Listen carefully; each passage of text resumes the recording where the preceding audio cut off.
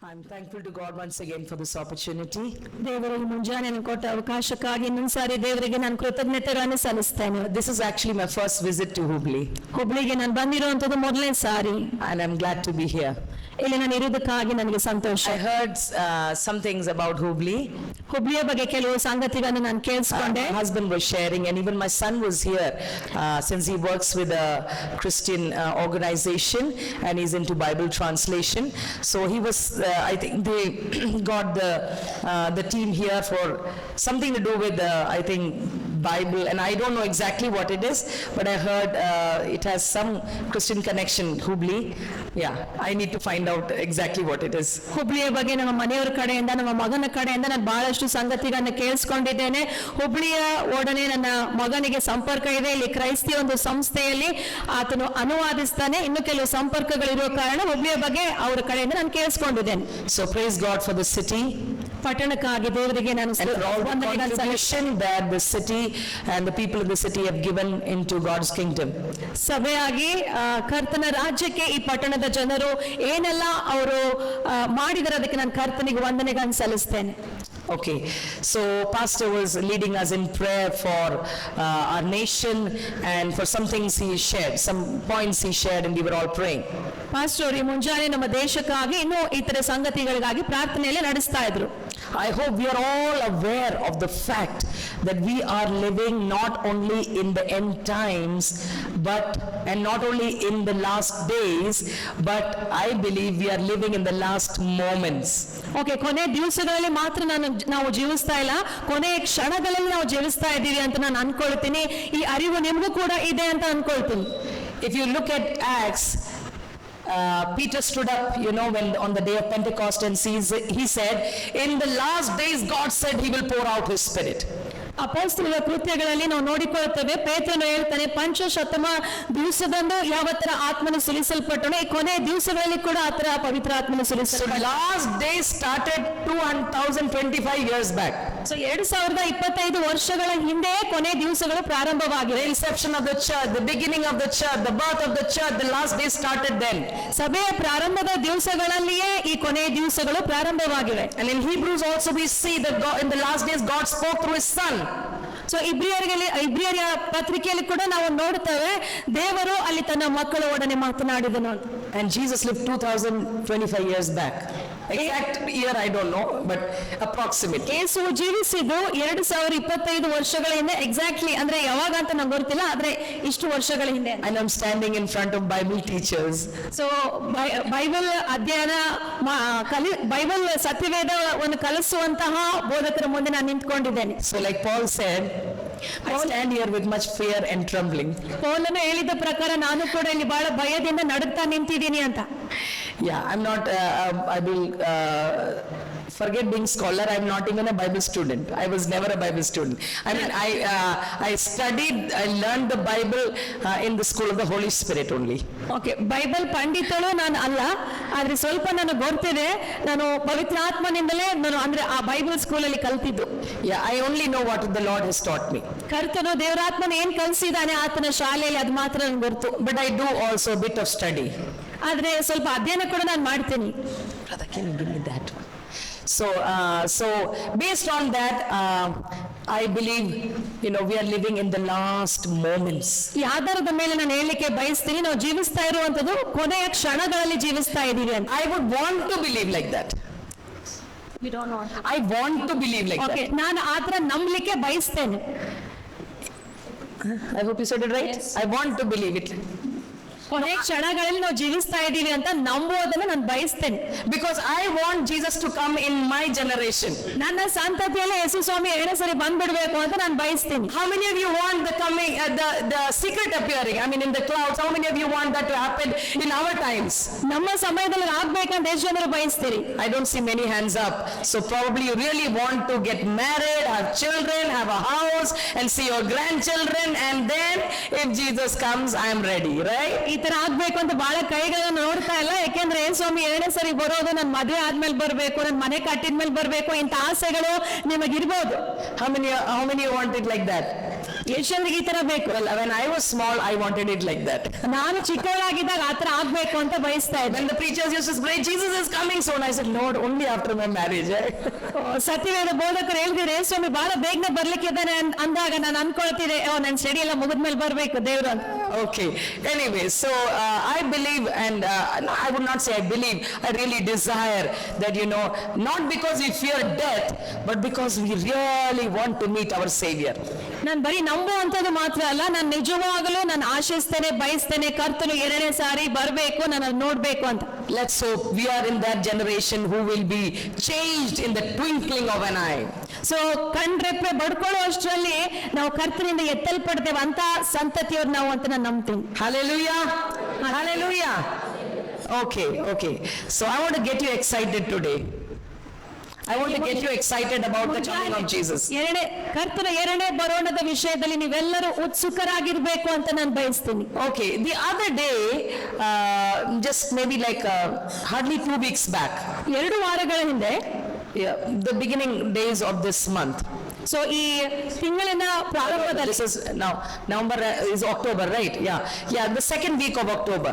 October 2ನೇ ವಾರದಲ್ಲಿ I woke up one day. So ನಾನು ಮುಂಜಾನೆ every day. I mean, like one day when I woke up. ಒಂದ್ ದಿವಸ ನಾನು ಎದ್ದಾಗ, so I woke up with a great burden in my heart. ನಾನು ಮುಂಜಾನೆ ಎದ್ದಾಗ ನನ್ನ ಹೃದಯದಲ್ಲಿ ಒಂದು ದೊಡ್ಡ ಹೊರೆ ಅಥವಾ ಭಾರ ಇತ್ತು. We had the night prayer previous night. So ಹಿಂದಿನ ದಿವಸ ಅಂದ್ರೆ ಹಿಂದಿನ ರಾತ್ರಿ ಎಲ್ಲ ನಾವು ಪ್ರಾರ್ಥನೆ ಮಾಡಿದ್ವಿ. So woke up a bit late. So ಬೆಳಿಗ್ಗೆ ನಾನು ಲೇಟ್ ಆಗಿ ಎದ್ದಿದ್ದು. But after getting up, I just couldn't handle the burden that is coming to my heart. ಆ ಮುಂಜಾನೆ ಎದ್ದಾಗ ನನ್ನ ಹೃದಯದಲ್ಲಿ ಕರ್ತನು ಆಗ್ತಿರುವಂತ ಭಾರವನ್ನ ನನಗೆ ತಡ್ಕೊಳಿಕ್ ಆಗ್ಲಿಲ್ಲ. Yeah, it is not that I have any issue, any problem. It is just a burden laid by the Holy Spirit on my heart. ನನಗೇನೋ ಸಮಸ್ಯೆ ಆಗಿತ್ತು ಅಂತಲ್ಲ, ಆದ್ರೆ ಪರಿಶುದ್ಧಾತ್ಮ ದೇವರು ತಾನೇ ಆ ಒಂದು ಹೊರೆ, ಆ ಭಾರವನ್ನ ನನ್ನ ಹೃದಯದಲ್ಲಿ ಹಾಕಿದ್ರು. I feel like crying. So ಆ ಮುಂಜಾನೆ ನಾನು ಅಳ್ಬೇಕು ಅಂತ ಅನ್ಸ್ತಾ ಇತ್ತು. But then my husband is there, like Pastor said, we are blessed with 3 sons, and I had to send them to work. So ನಮ್ಮ ಮನೆಯವರು ಇದ್ರು, ನಾವು 3 ಮಕ್ಕಳಿದ್ರು, ನಾನು ಅವ್ರನ್ನ ಕೆಲಸಕ್ಕೂ ಕೂಡ ಕಳಿಸ್ಕೊಡೋ ಅಂತದಿತ್ತು. Somehow I managed to make the breakfast, pack their lunch and send them. ಹೇಗೋ ಆ ಮುಂಜಾನೆ ನಾನು ನಾಷ್ಟ ಕೂಡ ರೆಡಿ ಮಾಡಿದೆ, ಸಿದ್ಧ ಮಾಡಿದೆ, ಊಟ ಸಿದ್ಧ ಮಾಡಿದೆ, ಅದನ್ನ ಕಳಿಸ್ಕೊಟ್ಟೆ. Because I want to sit in the presence of God and I just want to cry. ಯಾಕೆಂದ್ರೆ ಕರ್ತನ ಸನ್ನಿಧಾನದಲ್ಲಿ ಕೂತ್ಕೊಂಡು ನಾನು ಸುಮ್ಮನೆ ಅಳ್ಬೇಕಾಗಿತ್ತು. Now this is not the first time this has happened to me. ಇದೇ ಮೊದಲನೇ ಸಾರಿ ಈ ತರ ನನಗೆ ಅನುಭವ ಆಗಿಲ್ಲ. This has happened several times to me. ಈ ತರ ಅನೇಕ ಸಾರಿ ನಾನು ಅನುಭವಿಸಿದೆ. In the middle of the work I receive a burden from God. ಕೆಲಸಗಳ ಮಧ್ಯೆ ಕೂಡ ಕರ್ತನಿಂದ ಅನೇಕ ಸಾರಿ ಒಂದು ಹೊರೆಯನ್ನು ನಾನು ಅನುಭವಿಸಿದ್ದೆ. And then I start crying for no reason. So ಯಾವುದೇ ಕಾರಣ ಇಲ್ಲದೆ ಈ ಒಂದು ಭಾರ ಬರುವಾಗ ನಾನು ಅಳ್ಲಿಕ್ಕೆ ಪ್ರಾರಂಭಿಸಿದೆ. And when I sit in the presence of God, God makes me to intercede or pray for some or the other matter. ಕರ್ತನ ಸನ್ನಿಧಾನದಲ್ಲಿ ನಾನು ಕೂತ್ಕೊಳ್ಳುವಾಗ ಕೆಲವು ವಿಷಯಗಳಿಗಾಗಿ ನಾನು ಮಧ್ಯಸ್ಥಿಕೆ ಪ್ರಾರ್ಥನೆಯನ್ನು ಮಾಡುವಂತೆ ಕರ್ತನು ನಡೆಸ್ತಾನೆ. Now this burden was so much, I knew if I sit in the house, it might be a disaster. ಈ ಭಾರ ಎಷ್ಟು ಶಕ್ತಿಶಾಲಿಯಾಗಿತ್ತು ಅಥವಾ ಬಹಳ ಆಗಿತ್ತು ಅಂತಂದ್ರೆ ನಾನು ಇಲ್ಲಿ ಕೂತ್ಕೊಂಡ್ರೆ ಏನೋ ಒಂದು ನನ್ನಿಂದ ಹೊರ ಹೊಮ್ತದೆ ಅನ್ಸ್ತಾ ಇತ್ತು. So I went to my church. So ನಾನು ಸಭೆಗೆ ಹೋದೆ.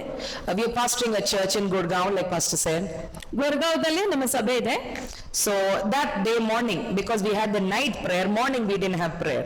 ಸೊ ಅವತ್ತು ರಾತ್ರಿ ಎಲ್ಲ ಪ್ರಾರ್ಥನೆ ಇದ್ದ ಕಾರಣ ಮುಂಜಾನೆ ಪ್ರಾರ್ಥನೆ ಇರ್ಲಿಲ್ಲ. So I knew it would be empty, just me.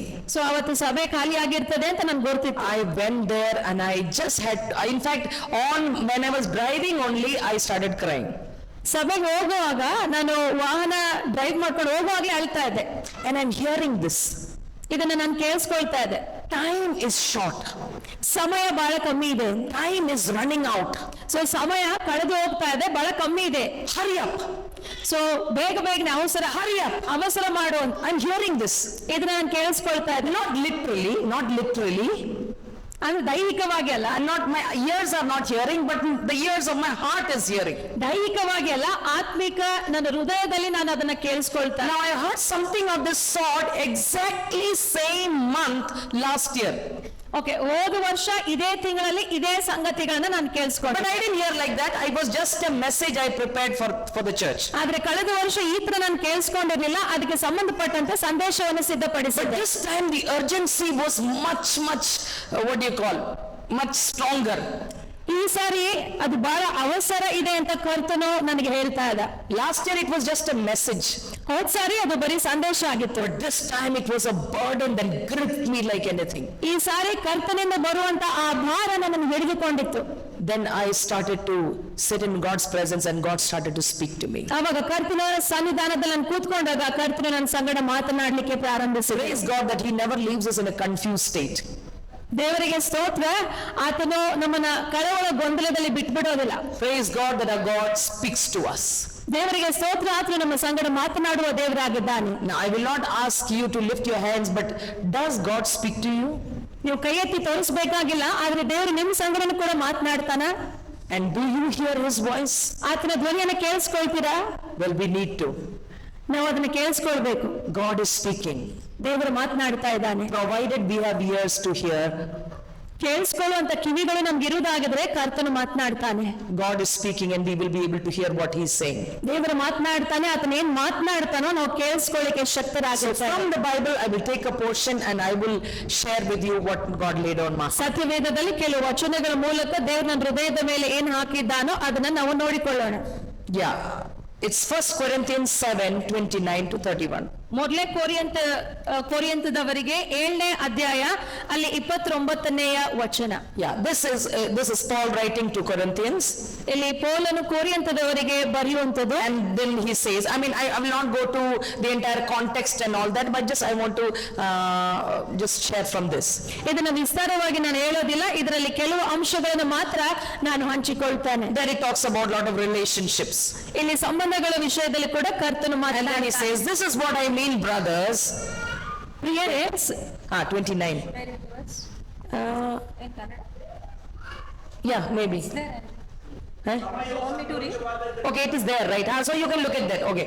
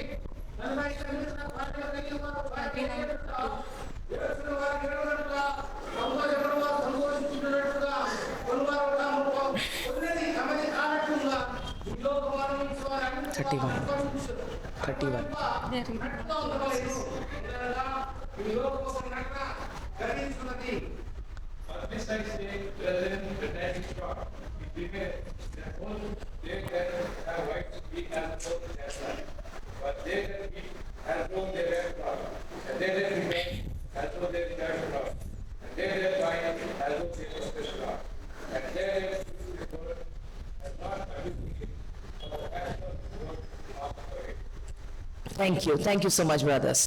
So it says the appointed time has grown very short. ನೇಮಿಸಲ್ಪಟ್ಟಂತಹ ಈ ಸಮಯ ಕೊಂಚವಾಗಿದೆ ಅಂತ. Yeah, what does it say? Can we put that verse 29?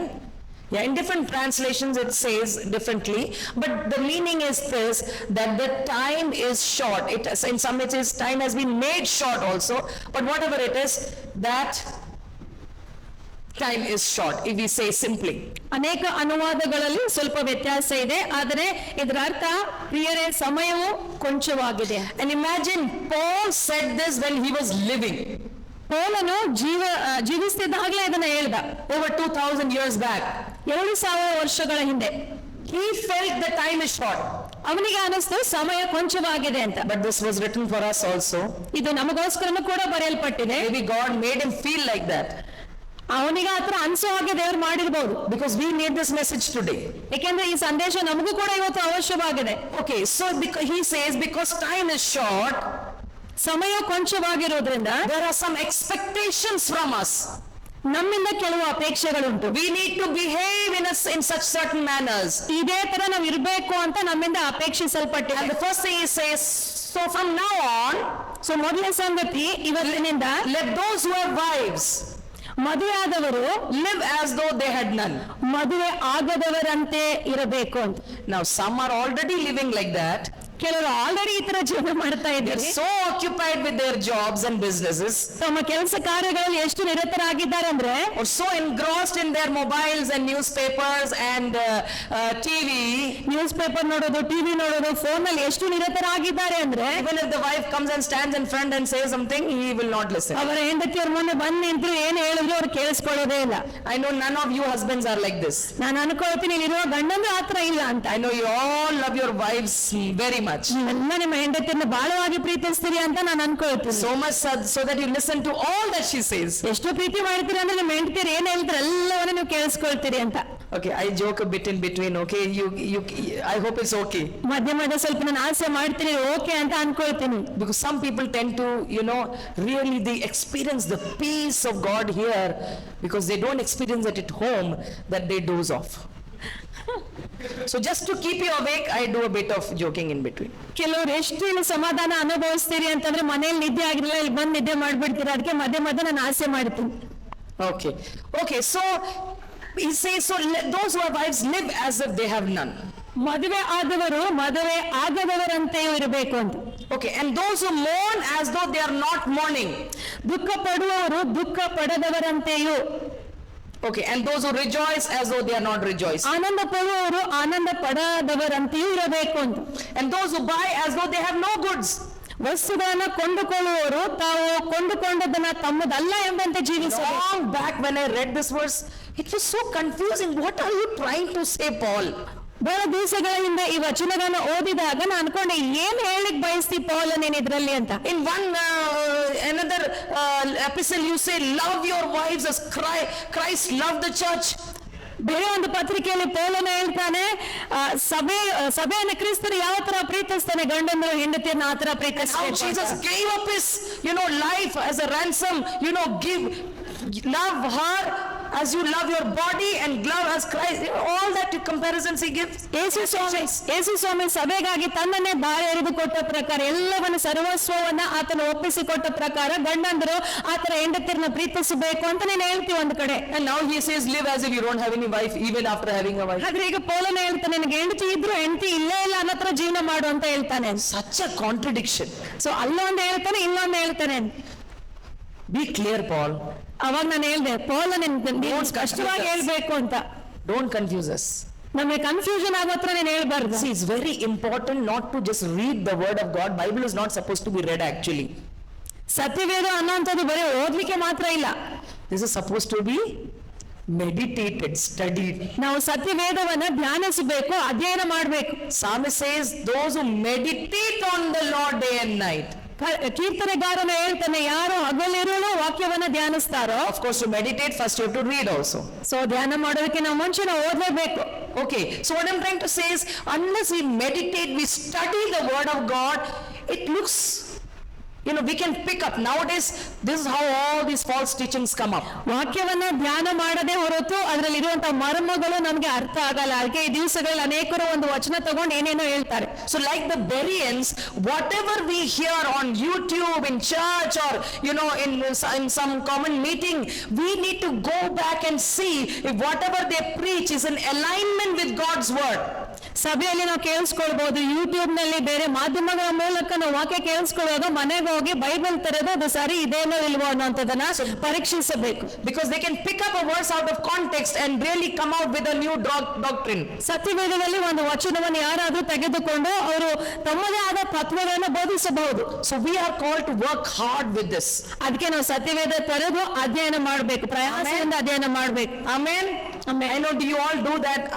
I'm just encouraging you to. ನಾನು ಗೊತ್ತಿದೆ ನೀವೆಲ್ಲರೂ ಅದನ್ನ ಮಾಡ್ತೀರಿ ಅಂತ, ಆದ್ರೆ ಮುಂಜಾನೆ ನಿಮ್ಮನ್ನ ಉತ್ತೇಜಿಸ್ತಾ ಇದ್ದೇನೆ. Okay, I would like to share something here before we get into the exact message. So ಮುಂದೆ ಸಂದೇಶದಲ್ಲಿ ಮುಂದುವರಿಯೋಕ್ಕಿಂತ ಮುಂಚೆ ಕೆಲವು ಸಂಗತಿಗಳನ್ನು ನೋಡಿಕೊಳ್ಳೋಣ. Ancient Greek word for short is sustello. Okay, short ಅನ್ನುವಂತಹ ಪದಕ್ಕೆ short it says, no? So that word is sustello. ಸಮಯ ಕೊಂಚವಾಗಿದೆ ಅನ್ನುವಂಥದ್ದಕ್ಕೆ Greek ಭಾಷೆಯಲ್ಲಿ ಶಬ್ದ ಸಸ್ಟೆಲೋ. It means contracted and rolled up as sails used to be by the mariners when the ship draws nigh to the harbor. I mean, when the ship goes to the harbor, Okay. to the seashore. So they pull up their, you understand? ಹಡಗು ಸಮುದ್ರದ ದಂಡಿಗೆ ಬಂದಾಗ next They pull the sails.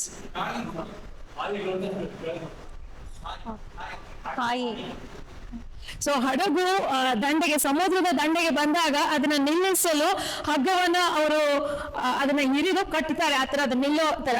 So see, when the roles, when the sail, what do you call that? Actually, we are not used to all this, no? That is why it's very difficult to understand also. Like when they come close to the seashore, like, you know, to the harbor, they pull down the sails, like, you know. So when they pull down, whoever is sitting inside, they know that the harbor is closed. We are about to reach our destination.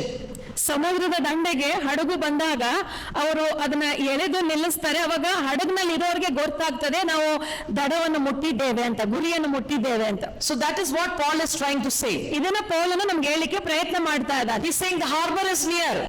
ಆತನ ಹೇಳ್ತಾ ಇದ್ದಾನೆ ಸಮುದ್ರದ ಆ ದಂಡೆ ಅಥವಾ ಗುರಿ ಸಮೀಪವಾಗಿದೆ. And that is why the sails are shortened. ಅದಕ್ಕೆ ಆತನ ಹೇಳ್ತಾ ಇದ್ದಾನೆ ಆ ಹಾಯಿಗಳು ಅವರು ಎಳೆದು ಆ ಹಡಗನ್ನ ನಿಲ್ಲಿಸ್ತಾ ಇದ್ದಾರೆ, ಯಾಕೆಂದ್ರೆ ಗುರಿ ನಾವು ತಲುಪ್ತಾ ಇದ್ದೇವೆ. So get the ship ready for the harbor now. Okay, ಹಡಗನ್ನ ನಾವು ಸಿದ್ಧಪಡಿಸಬೇಕು ದಡ ಸೇರಿಸುವುದಕ್ಕಾಗಿ. Hallelujah. Hallelujah. So is it talking about, I'm not talking about a ship now. ಹಡಗಿನ ಬಗ್ಗೆ ಈಗ ನಾನು ಮಾತಾಡ್ತಾ ಇಲ್ಲ. I'm talking about we are in a journey. So ನಾವು ಒಂದು ಪ್ರಯಾಣದಲ್ಲಿದ್ದೇವೆ, ಅದನ್ನ ನಾನು ಮಾತನಾಡ್ತಾ ಇದ್ದೇನೆ. Just think that we are in the boat. ನಾವು ಹಡಗಿನಲ್ಲಿದ್ದೇವೆ and our boat is nearing the shore. ನಮ್ಮ ಹಡಗು ದಂಡಿ ಮುಟ್ತಾ ಇದೆ ಅಂತ. Now don't be fearful. Now you're saying she came all the way from Delhi to tell us we are about to die. ಈಗ ಭಯ ಪಡ್ಬೇಡ್ರಿ, ದಿಲ್ಲಿಯಿಂದ ಈಕೆ ಬಂದು ನಾವು ಸಾಯ್ತೀವಿ ಅಂತ ಹೇಳ್ತಾ ಇದ್ದಾರೆ. See, now I can't tell you exactly, because no one can tell you exactly when Jesus is going to come. ನಾನು ಹೇಳಿಕ್ಕೆ ಆಗಲ್ಲ, ಯಾರು ಕೂಡ ಹೇಳಿಕ್ಕೆ ಆಗಲ್ಲ ಸರಿಯಾದ ಸಮಯ. ಯೇಸು ಸ್ವಾಮಿ ಎರಡನೇ ಸಾರಿ ಹಿಂಗೆ ಇದೇ ಸಮಯ ಬರ್ತಾನೆ ಅಂತ ಯಾರು ಹೇಳಕ್ಕಾಗಲ್ಲ. But we know the coming is very, very, very near. ಆದ್ರೆ ಕರ್ತನ ಎರಡನೇ ಬರೋಣ ಬಹಳ ಬಹಳ ಹತ್ತಿರವಾಗಿದೆ. Now supposing he doesn't come in our generation, ನಮ್ಮ ಸಂತತಿ ನಮ್ಮ ಸಮಯದಲ್ಲಿ ಆತನ ಬರ್ಲಿಲ್ಲ ಅನ್ಕೊಳ್ರಿ, but one day we have to go, na? ಆದ್ರೆ ನಾವು ಹೋಗ್ಲೇಬೇಕಲ್ಲ ಒಂದು ದಿವಸ. And you have any idea when you are going to go? ನಿಮ್ಗೆ ಯಾರಿಗಾದ್ರೂ ಗೊತ್ತಿದ್ದೇನೆ ಯಾವಾಗ ಹೋಗ್ತೀರಿ ಅಂತ? Yeah, on our way here, ನಾವು ಒಂದು ಪ್ರಯಾಣದಲ್ಲಿದ್ದೇವೆ. one brother in the car said, so ಕಾರ್ನಲ್ಲಿ ಒಬ್ಬ ಸಹೋದರ ಹೇಳ್ತಾ ಇದ್ರು, I mean, like, it was sad, like his wife passed away during the time of COVID. Covid ಸಮಯದಲ್ಲಿ ಒಬ್ಬರ ಹೆಂಡತಿ ಅವರು ತೀರಿ ಹೋದ್ರು ಅಂತ ಕೇಳಿಸ್ಕೊಳ್ಳೋದು ದುಃಖಕರವಾಗಿತ್ತು. Right? We never know when things are going to happen to us. ನಮ್ಮ ಜೀವನದಲ್ಲಿ ಯಾವ ಸಂಗತಿಗಳು ಯಾವಾಗ ನಮ್ ಕೂಡ ಸಂಭವಿಸ್ತವೆ ಗೊತ್ತಿಲ್ಲ. If we think we go to the gym and we can lengthen our life, ಜಿಮ್ಮಿಗೆ ಹೋಗಿ ನಾನು ಕಸರತ್ತು ಮಾಡಿ ನನ್ನ ಆಯುಷ್ಯ ಹೆಚ್ಚಿಗೆ ಮಾಡ್ಕೊಳ್ತೀನಿ ಅಂತ ಅನ್ಕೊಳ್ಬಹುದು. I came across a video some time back. In they showed out of the 10 people who died suddenly, 8 died in the gym only. ಕೆಲವು ದಿವಸಗಳ ಹಿಂದೆ ನಾನು ಒಂದು ವಿಡಿಯೋ ನೋಡ್ತಾ ಇದ್ದೆ, 10 ಜನರಲ್ಲಿ 8 ಜನರು ಏನ್ ಸತ್ತು ಹೋದ್ರು ಜಿಮ್ ನಲ್ಲೇ ಸತ್ತಿದ್ದಾರೆ. I'm not discouraging you to go to the gym, okay? ನೀವು ಜಿಮ್ಮಿಗೆ ಹೋಗುವಂತ ವಿಷಯದಲ್ಲಿ ಅಂದ್ರೆ ಹೋಗಬಾರ್ದು ಅಂತ ನಾನು ಉತ್ತೇಜಿಸ್ತಾ ಇಲ್ಲ. I was planning to send my eldest one to the gym, but after seeing that I said no, you live here only. ನನ್ನ ಹಿರಿಯ ಮಗನನ್ನ ಜಿಮ್ಮಿಗೆ ಕಳಿಸ್ಬೇಕು ಅನ್ಕೊಳ್ತಿದ್ದೆ, ಈ ವಿಡಿಯೋ ನೋಡಿದ್ಮೇಲೆ ನೀನು ಹೋಗ್ಬೇಡ ಇಲ್ಲೇ ಇರು ಅಂತ ಹೇಳಿ. I'm trying to say is we do not know when God is going to call us home. ನಮಗೆ ಗೊತ್ತಿಲ್ಲ ದೇವರು ನಮ್ಮನ್ನು ಯಾವಾಗ ಮನೆಗೆ ಕರೀತಾನೆ ಅಂತ. So because of that, ಈ ಕಾರಣದಿಂದ always need to be prepared. We always need to be prepared to meet our God. ಯೇಸುವನ್ನು ನಾವು ಭೇಟಿ ಆಗೋದಕ್ಕಾಗಿ ಯಾವಾಗ್ಲಿದ್ರು ಈ ಕಾರಣಕ್ಕಾಗಿ ಸಿದ್ಧರಾಗಿರ್ಬೇಕು. Whether he calls or when he comes. ಆತನು ಕರಿಬಹುದು ಅಥವಾ ಆತನು ಎರಡನೇ ಸರಿ ಬರ್ಬೋದು. Amen. Amen. Somebody said live as if Jesus is coming today. ಯಾರೋ ಒಬ್ರು ಹೇಳಿದ್ರು ಯೇಸುಸ್ವಾಮಿ ಇವತ್ತೇ ಇಲ್ಲೇ ಬಂದ್ಬಿಡ್ತಾನೆ ಆತರ ನೀನು ಜೀವಿಸಬೇಕು ಅಂತ. But plan as if he is not coming for the next 10 years. ಆದ್ರೆ ಯಾತ್ರ ಯೋಜಿಸ್ಕೊಳ್ಬೇಕು ಅಂದ್ರೆ ನೆಕ್ಸ್ಟ್ 10 ವರ್ಷ ಅವನು ಬರೋದಿಲ್ಲ ಅಂತ. Just because you think that Jesus is coming today, you live like that, and then you don't have a single penny in your pocket, then we are not wise, we are foolish. ಯೇಸು ಸ್ವಾಮಿ ಇವತ್ತೇ ಬರ್ತಾ ಇದ್ದಾನೆ ಅನ್ನೋ ತರ ನೀವು ಜೀವಿಸ್ತಾ ಮುಂದೆ ನಿಮ್ಮ ಭವಿಷ್ಯತ್ ಕಾಲಕ್ಕಾಗಿ ಏನು ಯೋಜನೆ ಮಾಡಿಕೊಳ್ಳದೆ ಜೀವಿಸುವಂತದ್ದು ಆತರ ನಾನು ಹೇಳ್ತಿಲ್ಲ. ಮುಂದೆ ನಿಮ್ಮ ಭವಿಷ್ಯಕ್ಕಾಗಿ ಕೂಡ ನೀವು ಯೋಚಿಸಿಕೊಂಡು ಇವತ್ತೇ ಆತರ ಎರಡನೇ ಸರಿ ಬರ್ತಾನೆ ಆತರನು ಕೂಡ ಜೀವಿಸಬೇಕು. So plan as if, you have to, live for long. ಯಾವತ್ತರ ಜೀವಿಸಬೇಕು ಅಂದ್ರೆ ದೀರ್ಘಕಾಲ ನಾನು ಜೀವಿಸ್ತೇನೆ ಆತರ ಜೀವಿಸ್ಬೇಕು. Yeah, save and do things whatever you need to do. ನಮ್ಗೇನೆಲ್ಲ ನಾವು ನಮ್ಮ ಜೀವಿತಕ್ಕಾಗಿ ಯೋಜಿಸಿಕೊಳ್ಳಬೇಕು ಉಳಿಸಿಕೊಳ್ಳಬೇಕು ಅದನ್ನೆಲ್ಲ ನಾವು ಮಾಡ್ಲೇಬೇಕು. So even if you don't live up to that time, your children will enjoy whatever you have saved. So ನಾವು ಏನೆಲ್ಲ ಅದನ್ನ ಉಳಿಸ್ಕೊಂಡಿರ್ತೇವೋ ನಾವು ಜೀವಿಸ್ಲಿಲ್ಲ ಅಂದ್ರೆ ನಮ್ಮ ಮುಂದಿನ ಸಂತತಿಯವರು ಅದನ್ನ ಅನುಭವಿಸ್ತಾರೆ. And if you live long, you can also enjoy. ನಾವು ದೀರ್ಘಕಾಲ ಜೀವಿಸಿದ್ರೆ ನಾವು ಕೂಡ ನಾವು ಉಳಿಸ್ಕೊಂಡಿರುವಂತದನ್ನ ಅನುಭವಿಸಬಹುದು. But if he calls you, you are prepared to go. ಆದ್ರೆ ಆತನು ನಮ್ಮನ್ನ ಕರೆದ್ರೆ ನಾವು ಸಿದ್ಧರಾಗಿರ್ಬೇಕು. Hallelujah. Hallelujah. Okay, so now let's go back. So Paul says, because time is short, now we have to do certain things. ಪೌಲನು ಹೇಳ್ತಾನೆ ಸಮಯ ಕೊಂಚವಾಗಿರೋದ್ರಿಂದ ಕೆಲವು ಸಂಗತಿಗಳನ್ನ ನಾವು ಮಾಡ್ಬೇಕು. Okay, now so what is the first thing? And another thing, okay, I will just share and then go. It says, for the present form of this world is passing away. 31. So ವಾಕ್ಯ ಈ ತರ ಇಲ್ಲಿ ಹೇಳ್ತದೆ. It is 31st verse. 31st last line.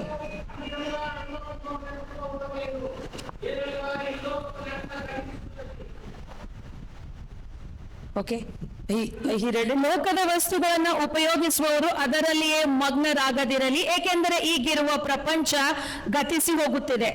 Now a person called Morris said, ಒಬ್ಬ ವ್ಯಕ್ತಿ ಮಾರಿಸ್ ಅನ್ನುವಂತ ವ್ಯಕ್ತಿ ಈ ತರ ಹೇಳಿದ್ರು, there is nothing solid and lasting in this world system.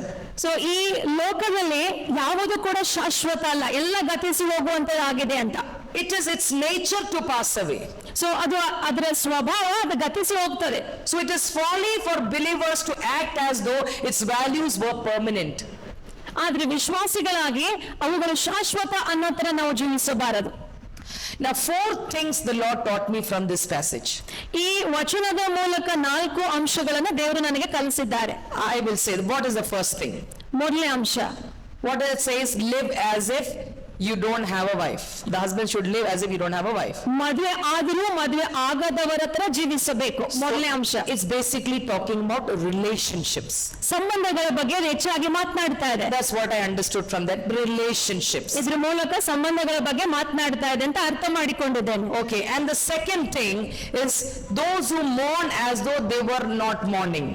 ಎರಡನೇ ಅಂಶ, ದುಃಖ ಪಡುವವರು ದುಃಖ ಪಡದವರಂತೆಯೂ ಇರಬೇಕು. And also says those who rejoice as though they are not rejoicing. ಮೂರನೇ ಅಂಶ, ಆನಂದ ಪಡುವವರು ಆನಂದ ಪಡದವರಂತೆಯೂ ಜೀವಿಸಬೇಕು. So feeling happy and sad both are what? Feelings. So ನಾವು ದುಃಖ ಪಡೋದು ಸಂತೋಷ ಪಡೋದು ಭಾವನೆಗಳಾಗಿವೆ. Okay, one is negative and the other is positive. ಒಂದು ನಕಾರಾತ್ಮಕವಾದದ್ದು ಒಂದು ಸಕಾರಾತ್ಮಕವಾದದ್ದು. Both are feelings. ಆದ್ರೆ ಎರಡು ಭಾವನೆಗಳು ಅನಿಸುವಿಕೆಗಳು The ಆಗಿವೆ. third thing he says, ಮೂರನೇ ಅಂಶ, those who buy as though they had no goods. ಲೋಕದ ವಸ್ತುಗಳನ್ನು ಉಪಯೋಗಿಸುವವರು ಅದರಲ್ಲಿ ಮಗ್ನರಾಗದಿರಲಿ ಏಕೆಂದರೆ ಈಗಿರೋ ಪ್ರಪಂಚ. So the third thing he's talking about is possessions. So ಮೂರನೇ ಅಂಶ ವಸ್ತುಗಳ ಬಗ್ಗೆ ಆತನು ಮಾತನಾಡ್ತಾನೆ. And what is the last thing? ಕೊನೆ ಅಂಶ, Those who deal with the world as though they have no dealings with it. So ಲೋಕದ ವಸ್ತುಗಳನ್ನ ಉಪಯೋಗಿಸುವವರು ಅದರಲ್ಲಿ ಮಗ್ನವಾಗಬಾರದು ಯಾಕೆಂದ್ರೆ ಅದು ಗತಿಸಿ ಹೋಗ್ತದೆ ಅಂತ ವಾಕ್ಯ So ಹೇಳ್ತಾರೆ. it talks about our dealings. So ಯಾವತ್ರ ಲೋಕದ ಸಂಗತಿಗಳ ಒಡನೆ ನಾವು ವ್ಯವಹರಿಸಬೇಕು. Okay, our business or whatever we do. ವ್ಯವಹಾರ ಇರ್ಬೋದು ಅಥವಾ ನಾವು ಮಾಡುವಂತ ಕೆಲಸ ಕಾರ್ಯಗಳು. Okay, so 4 things. I already have given you the points of the message. So 4 ಅಂಶಗಳನ್ನ ಈ ವಾಕ್ಯದ ಮೂಲಕ ನಿಮ್ಗೆ ಆಲ್ರೆಡಿ ನಾನು ಕೊಟ್ಟಿದ್ದೇನೆ. Is it okay if you can repeat after me? ನೀವು ಅದನ್ನ ನನ್ನ ಹಿಂದೆ ಹೇಳ್ತೀರಾ? So the first is relationships. ಮೊದಲನೇದು ಸಂಬಂಧಗಳು. Can you say louder please? ಸಂಬಂಧಗಳು. Relationships. Second is feelings. ಎರಡನೇದು ಭಾವನೆಗಳು. Feelings. Third is possessions. ಮೂರನೇದು ವಸ್ತುಗಳು. And fourth is dealings. ನಾಲ್ಕನೇದು ವ್ಯವಹರಿಸುವುದು. It says karobar, len den, vyavahar. In Hindi it says like that. Okay, so first thing, remember relationships. ಮೊದಲನೇದು ಅದನ್ನ ನೆನ್ಪಿಟ್ಕೊಳ್ರಿ, ಸಂಬಂಧಗಳು. Now, this doesn't mean that we don't fulfill our responsibilities. ಸಂಬಂಧಗಳು ಅಂತ ಹೇಳುವಾಗ ದೇವ್ರು ನಮಗೆ ಕೊಟ್ಟ ಜವಾಬ್ದಾರಿಗಳನ್ನ ನಾವು ನೆರವೇರಿಸಬಾರದು ಅಂತಲ್ಲ. God has given responsibilities. ದೇವರು ನಮಗೆ ಜವಾಬ್ದಾರಿಗಳನ್ನ Husband, ಕೊಟ್ಟಿದ್ದಾರೆ. wife, father, mother, daughter, son, all these ಗಂಡ, responsibilities. ಹೆಂಡತಿ, ತಂದೆ, ತಾಯಿ, ಮಗ, ಮಗಳು, ಅನೇಕ ಜವಾಬ್ದಾರಿಗಳು. But we are not called to get caught up in this, entangled in civilian affairs, as Paul says to Timothy. ಪೌಲನು ತಿಮೋಥೆಯನಿಗೆ ಹೇಳುವ ಪ್ರಕಾರ ಈ ಎಲ್ಲಾ ಜವಾಬ್ದಾರಿಗಳ ಪಾತ್ರವನ್ನು ದೇವರು ನಮಗೆ ಕೊಟ್ಟಿರುವಾಗ ಅದರಲ್ಲಿ ನಾವು ಸಿಲುಕಿ ಹಾಕಿಕೊಳ್ಳಬಾರದು ಅಂತ ಹೇಳ್ತಾರೆ. Don't be entangled.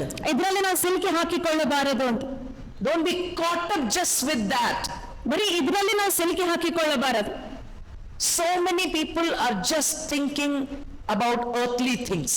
ಅನೇಕ ಜನರು ಬರೀ ಪ್ರಾಪಂಚಿಕ ವಸ್ತುಗಳ ಬಗ್ಗೆ ಆಲೋಚನೆ ಮಾಡ್ತಾ ಇದ್ದಾರೆ. Paul gives advice, I want all of you to become like me.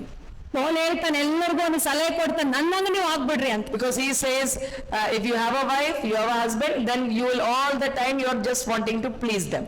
ಪೌಲನು ಹೇಳ್ತಾನೆ, ನಿನ್ಗೆ ಹೆಂಡತಿ ಗಂಡ ಇದ್ರೆ ಬರೀ ಅವರನ್ನೇ ಮೆಚ್ಚಿಸುವಂತದನ್ನ ನೀನು ಆಲೋಚಿಸ್ತಾ Now ಇರ್ತೀನಿ. these are not my words, these are Paul's words. So if you are not agreeing with them, you please do. ನನ್ನ ಶಬ್ದಗಳಲ್ಲ, ಪೌಲನ ಶಬ್ದ. ನನ್ ಕೂಡ ನಿಮ್ಗೆ ಒಪ್ಪಿಗೆ ಇಲ್ಲ ಅಂದ್ರೆ ಇರ್ಲಿ, ಸಮಸ್ಯೆ ಇಲ್ಲ. But isn't it true? We are always wanting to, please our husband, wife, okay, and doing things for them, and we are just caught up. From morning to night, we are caught up, okay, by, just how to please them. ಇದು ನಿಜ ಅಲ್ರಿ? ಬೆಳಿಗ್ಗೆಯಿಂದ ಸಾಯಂಕಾಲದವರೆಗೆ ನಮ್ಮ ಗಂಡ, ನಮ್ಮ ಹೆಂಡತಿನ ಹೆಂಗೆ ಮೆಚ್ಚಿಸಬೇಕು ಅಂತ ನಾವು ಆಲೋಚನೆ ಮಾಡ್ತಾ ಇರ್ತೀವಿ. So don't get entangled in relationships. Don't just think that one day this will also end. ಈ ಸಂಬಂಧಗಳಲ್ಲಿ ನಾವು ಸಿಲುಕಿ ಹಾಕಿಕೊಳ್ಳಬಾರದು, ಯಾಕೆಂದ್ರೆ ಅದು ಒಂದು ದಿವಸ ಇಲ್ಲದ ಹಾಗಾಗ್ತದೆ. Okay, so keep that in mind always. ಅದನ್ನ ನಮ್ಮ ಮನಸ್ಸಿನಲ್ಲಿ ಇಟ್ಕೊಳ್ಬೇಕು. What is the greatest relationship? ಎಲ್ಲಕ್ಕಿಂತ ದೊಡ್ಡ ಸಂಬಂಧ ಯಾವುದು? It's our relationship with our God. ಯೇಸುವಿನ ಒಡನೆ ನಮ್ಮ ಸಂಬಂಧವೇ ಅತಿ ದೊಡ್ಡ ಸಂಬಂಧ. Jesus said, if you want to be my disciple, ಯೇಸು ಸ್ವಾಮಿ ಹೇಳಿದ್ರು, ನೀವು ನನ್ನ ಶಿಷ್ಯರಾಗಬೇಕಂದ್ರೆ you ought to love me more than father, mother, son, daughter, and then the big list. ನಿಮ್ಮ ತಂದೆ, ತಾಯಿ, ಮಕ್ಕಳು ಎಲ್ಲರಿಗಿಂತಲೂ ನೀನು ನನ್ನ ಹೆಚ್ಚಾಗಿ ಪ್ರೀತಿಸಬೇಕು ಅಂದ್ರೆ, In fact, he says even more than your own life. ನಿನ್ನ ಜೀವಕ್ಕಿಂತ ಹೆಚ್ಚಾಗಿ ನಿನ್ನನ್ನು ಪ್ರೀತಿಸ್ಕೊಳ್ಬೇಕು, ನನ್ನನ್ನು ಪ್ರೀತಿಸಬೇಕು ಅಂತ. In another epistle it says you have to hate your people.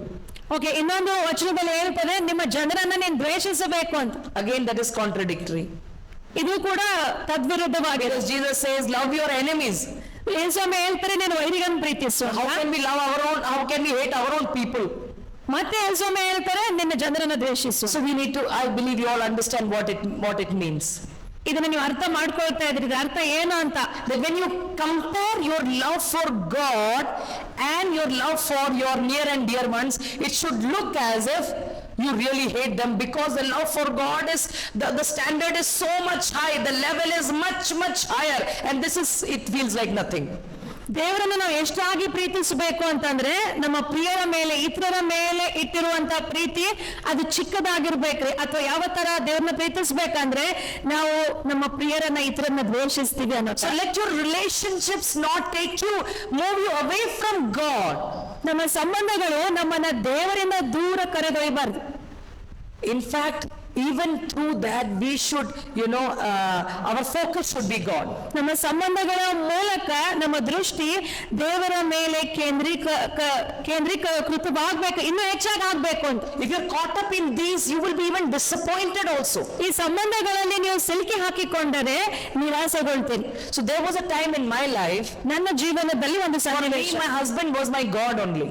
ನನ್ನ ಜೀವನದಲ್ಲಿ ಒಂದು ಸನ್ನಿವೇಶ ಏನಂದ್ರೆ, ನನ್ನ ಗಂಡ ನನಗೆ ದೇವರಾಗಿತ್ತು. I had all my expectations from him. ನನ್ನ ಗಂಡನಿಂದ ಬಹಳಷ್ಟು ನಾನು ಅಪೇಕ್ಷೆ ಮಾಡ್ತಾ ಇದ್ದೆ. And God made sure that he breaks it. ದೇವರು ಅದನ್ನ ಮುರಿಬೇಕು ಅಂತ ಪಣ ತೊಟ್ಟಿದ್ರು. Because he said, sorry, I am your first love.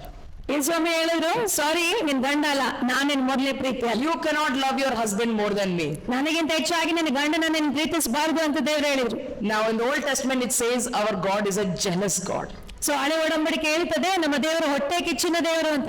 He loves us so much that he wants us all to himself. ಆತನ ನಮ್ಮನ್ನ ಎಷ್ಟು ಪ್ರೀತಿ ಮಾಡ್ತಾನಂದ್ರೆ ನಮ್ದೆಲ್ಲ ಅವನಿಗೆ ಬೇಕು, ಸರ್ವಸ್ವ ನಾವು ಅವನಿಗೆ ಬೇಕು. Hallelujah. Hallelujah. And then God had to teach me some lessons. So ಇದನ್ನ ದೇವರು ನನಗೆ ಅಂದ್ರೆ ಕೆಲವು ಪಾಠಗಳನ್ನು ಈ ವಿಷಯದಲ್ಲಿ ಕಲಿಸಬೇಕಾಯಿತು.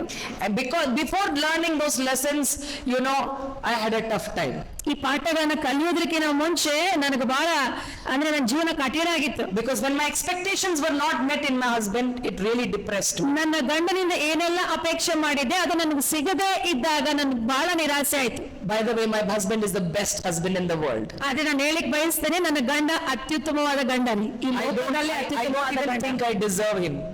ಸೊ ನಾನು ಅದಕ್ಕೆ ಯೋಗ್ಯಳಾಗಿದ್ದೇನೆ ಅಂತ ಅನ್ಕೊಳ್ಳೋದಿಲ್ಲ. But and if I'm standing here today, first credit or glory goes to God. Second, my husband is the reason behind. ನಾನು ಇವತ್ತು ನಿಂತ್ಕೊಂಡಿದ್ದೀನಿ ಅಂದ್ರೆ ಮೊದಲು ಮಹಿಮೆ ದೇವರಿಗೆ, ಆಮೇಲೆ ನೆಕ್ಸ್ಟ್ ನನ್ನ ಯಜಮಾನ. Because he realized the calling of God on my life and he has released me. ನಮ್ಮ ಮನೆಯವರಿಗೆ ನನ್ನ ಮೇಲೆ ದೇವರಿಟ್ಟ ಕರೆ, ಅದರ ವಿಷಯದಲ್ಲಿ ಮನವರಿಕೆ ಆಗಿ ನನ್ನ ಸೇವೆ ಮಾಡ್ಲಿಕ್ಕೆ ಬಿಡುಗಡೆ ಮಾಡಿದ್ದಾರೆ. But still my expectations were much higher. ಆದ್ರೆ ನನ್ನ ಗಂಡನಿಂದ ನನ್ನ ಅಪೇಕ್ಷೆಗಳು ಬಹಳ ಇದ್ದವು. And then God had to teach me, saying that you can be satisfied only in me or with me. ಅವಾಗ ದೇವ್ರು ನನ್ನ ಕಲಿಸಿದ್ರು, ನಿನಗೆ ಸಂತೃಪ್ತಿ ಬರೀ ನನ್ನಲ್ಲಿ, ನನ್ನಿಂದ ಮಾತ್ರ ಆಗಕ್ ಸಾಧ್ಯ ಅಂತ. Hallelujah. Hallelujah. Hallelujah. If you get what you want from your father, mother, son, daughter, wife, husband, good for you. ನಮಗೇನೆಲ್ಲ ಬೇಕೋ ನನ್ನ ಗಂಡ, ಹೆಂಡತಿ, ತಂದೆ ತಾಯಿ, ಮಕ್ಕಳಿಂದ ಸಿಕ್ಕರೆ ಒಳ್ಳೇದು. But don't be entangled in that. ಆದ್ರೆ ಅದರಲ್ಲಿ ನಾವು silky ಹಾಕಿಕೊಳ್ಳಬಾರದು. Don't go into depression or discouragement because you're not getting from them what you want. ನಮ್ಗೇನ್ ಬೇಕೋ ಅವರಿಂದ ಸಿಗ್ಲಿಲ್ಲ ಅಂದ್ರೆ ನಾವು ನಿರಾಸೆಗೊಳಗಾಗಬಾರ್ದು. Nobody is perfect, ಯಾರು ಕೂಡ ಪರಿಪೂರ್ಣರಾಗಿಲ್ಲ, including us. ನಮ್ಮನ್ನ ಹಿಡಿದುಕೊಂಡು. Okay, there will always be shortcomings, you know, in the other person. ಯಾವಾಗಲೂ ಇದು ನಮ್ಮಲ್ಲಿ ಇತರರಲ್ಲಿ ಕೂಡ ಕೊರತೆಗಳಿರ್ತವೆ. But when we get entangled in that, we forget God is our lover. ಇಂಥದ್ರಲ್ಲಿ ನಾವು ಸಿಲ್ಕಿ ಹಾಕಿಕೊಂಡರೆ ದೇವರು ನಮ್ಮ ಪ್ರಿಯನು ಅಂತ ನೆನಪಾರ್ಬಿಡ್ತೀವಿ. Jesus is our bridegroom. ದೇವರು ನಮ್ಮ ಮೊದಲಿಂದನೂ ಆಗಿದ್ದಾನೆ. God says in Old Testament that he is our husband.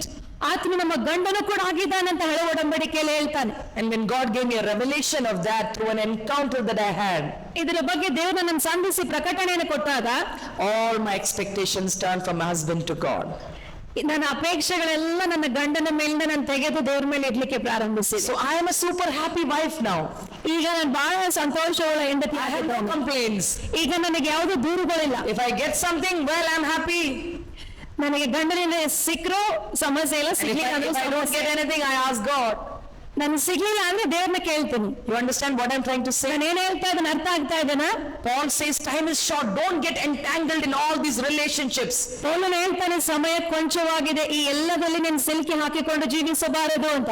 Sometimes people, you know, take very wrong step because their marriage failed. ಕೆಲವು ಜನರು ಅವರ ಮದುವೆ ಅದು ಬಿದ್ದು ಹೋಗಿದೆ ಅಂತ ಹೇಳಿ ತಪ್ಪಾದ ಹೆಜ್ಜೆಗಳನ್ನು ತೆಗೆದುಕೊಳ್ತಾರೆ.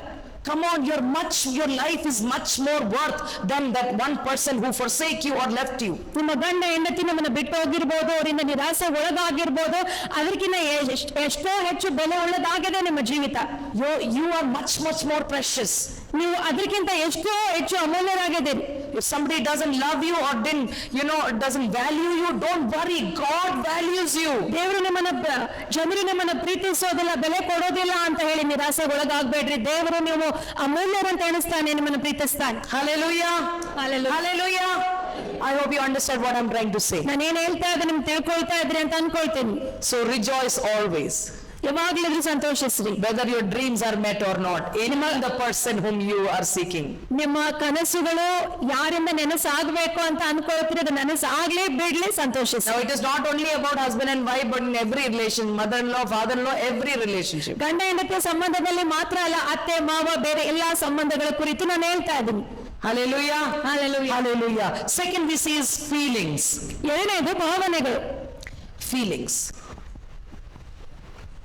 If something bad happens to you, you lose something, ಏನಾದ್ರೂ ಕೆಟ್ಟದು ನಮಗೆ ಸಂಭವಿಸಿ ನಾವು ಏನಾದ್ರೂ ಕಳೆದುಕೊಳ್ಳುವಾಗ, again don't go into depression. ಅವಾಗ ಮತ್ತೆ ನಿರಾಸೆ ಒಳಗಾಗ್ಬೇಡ್ರಿ. You know, I don't have the statistics now, but they say,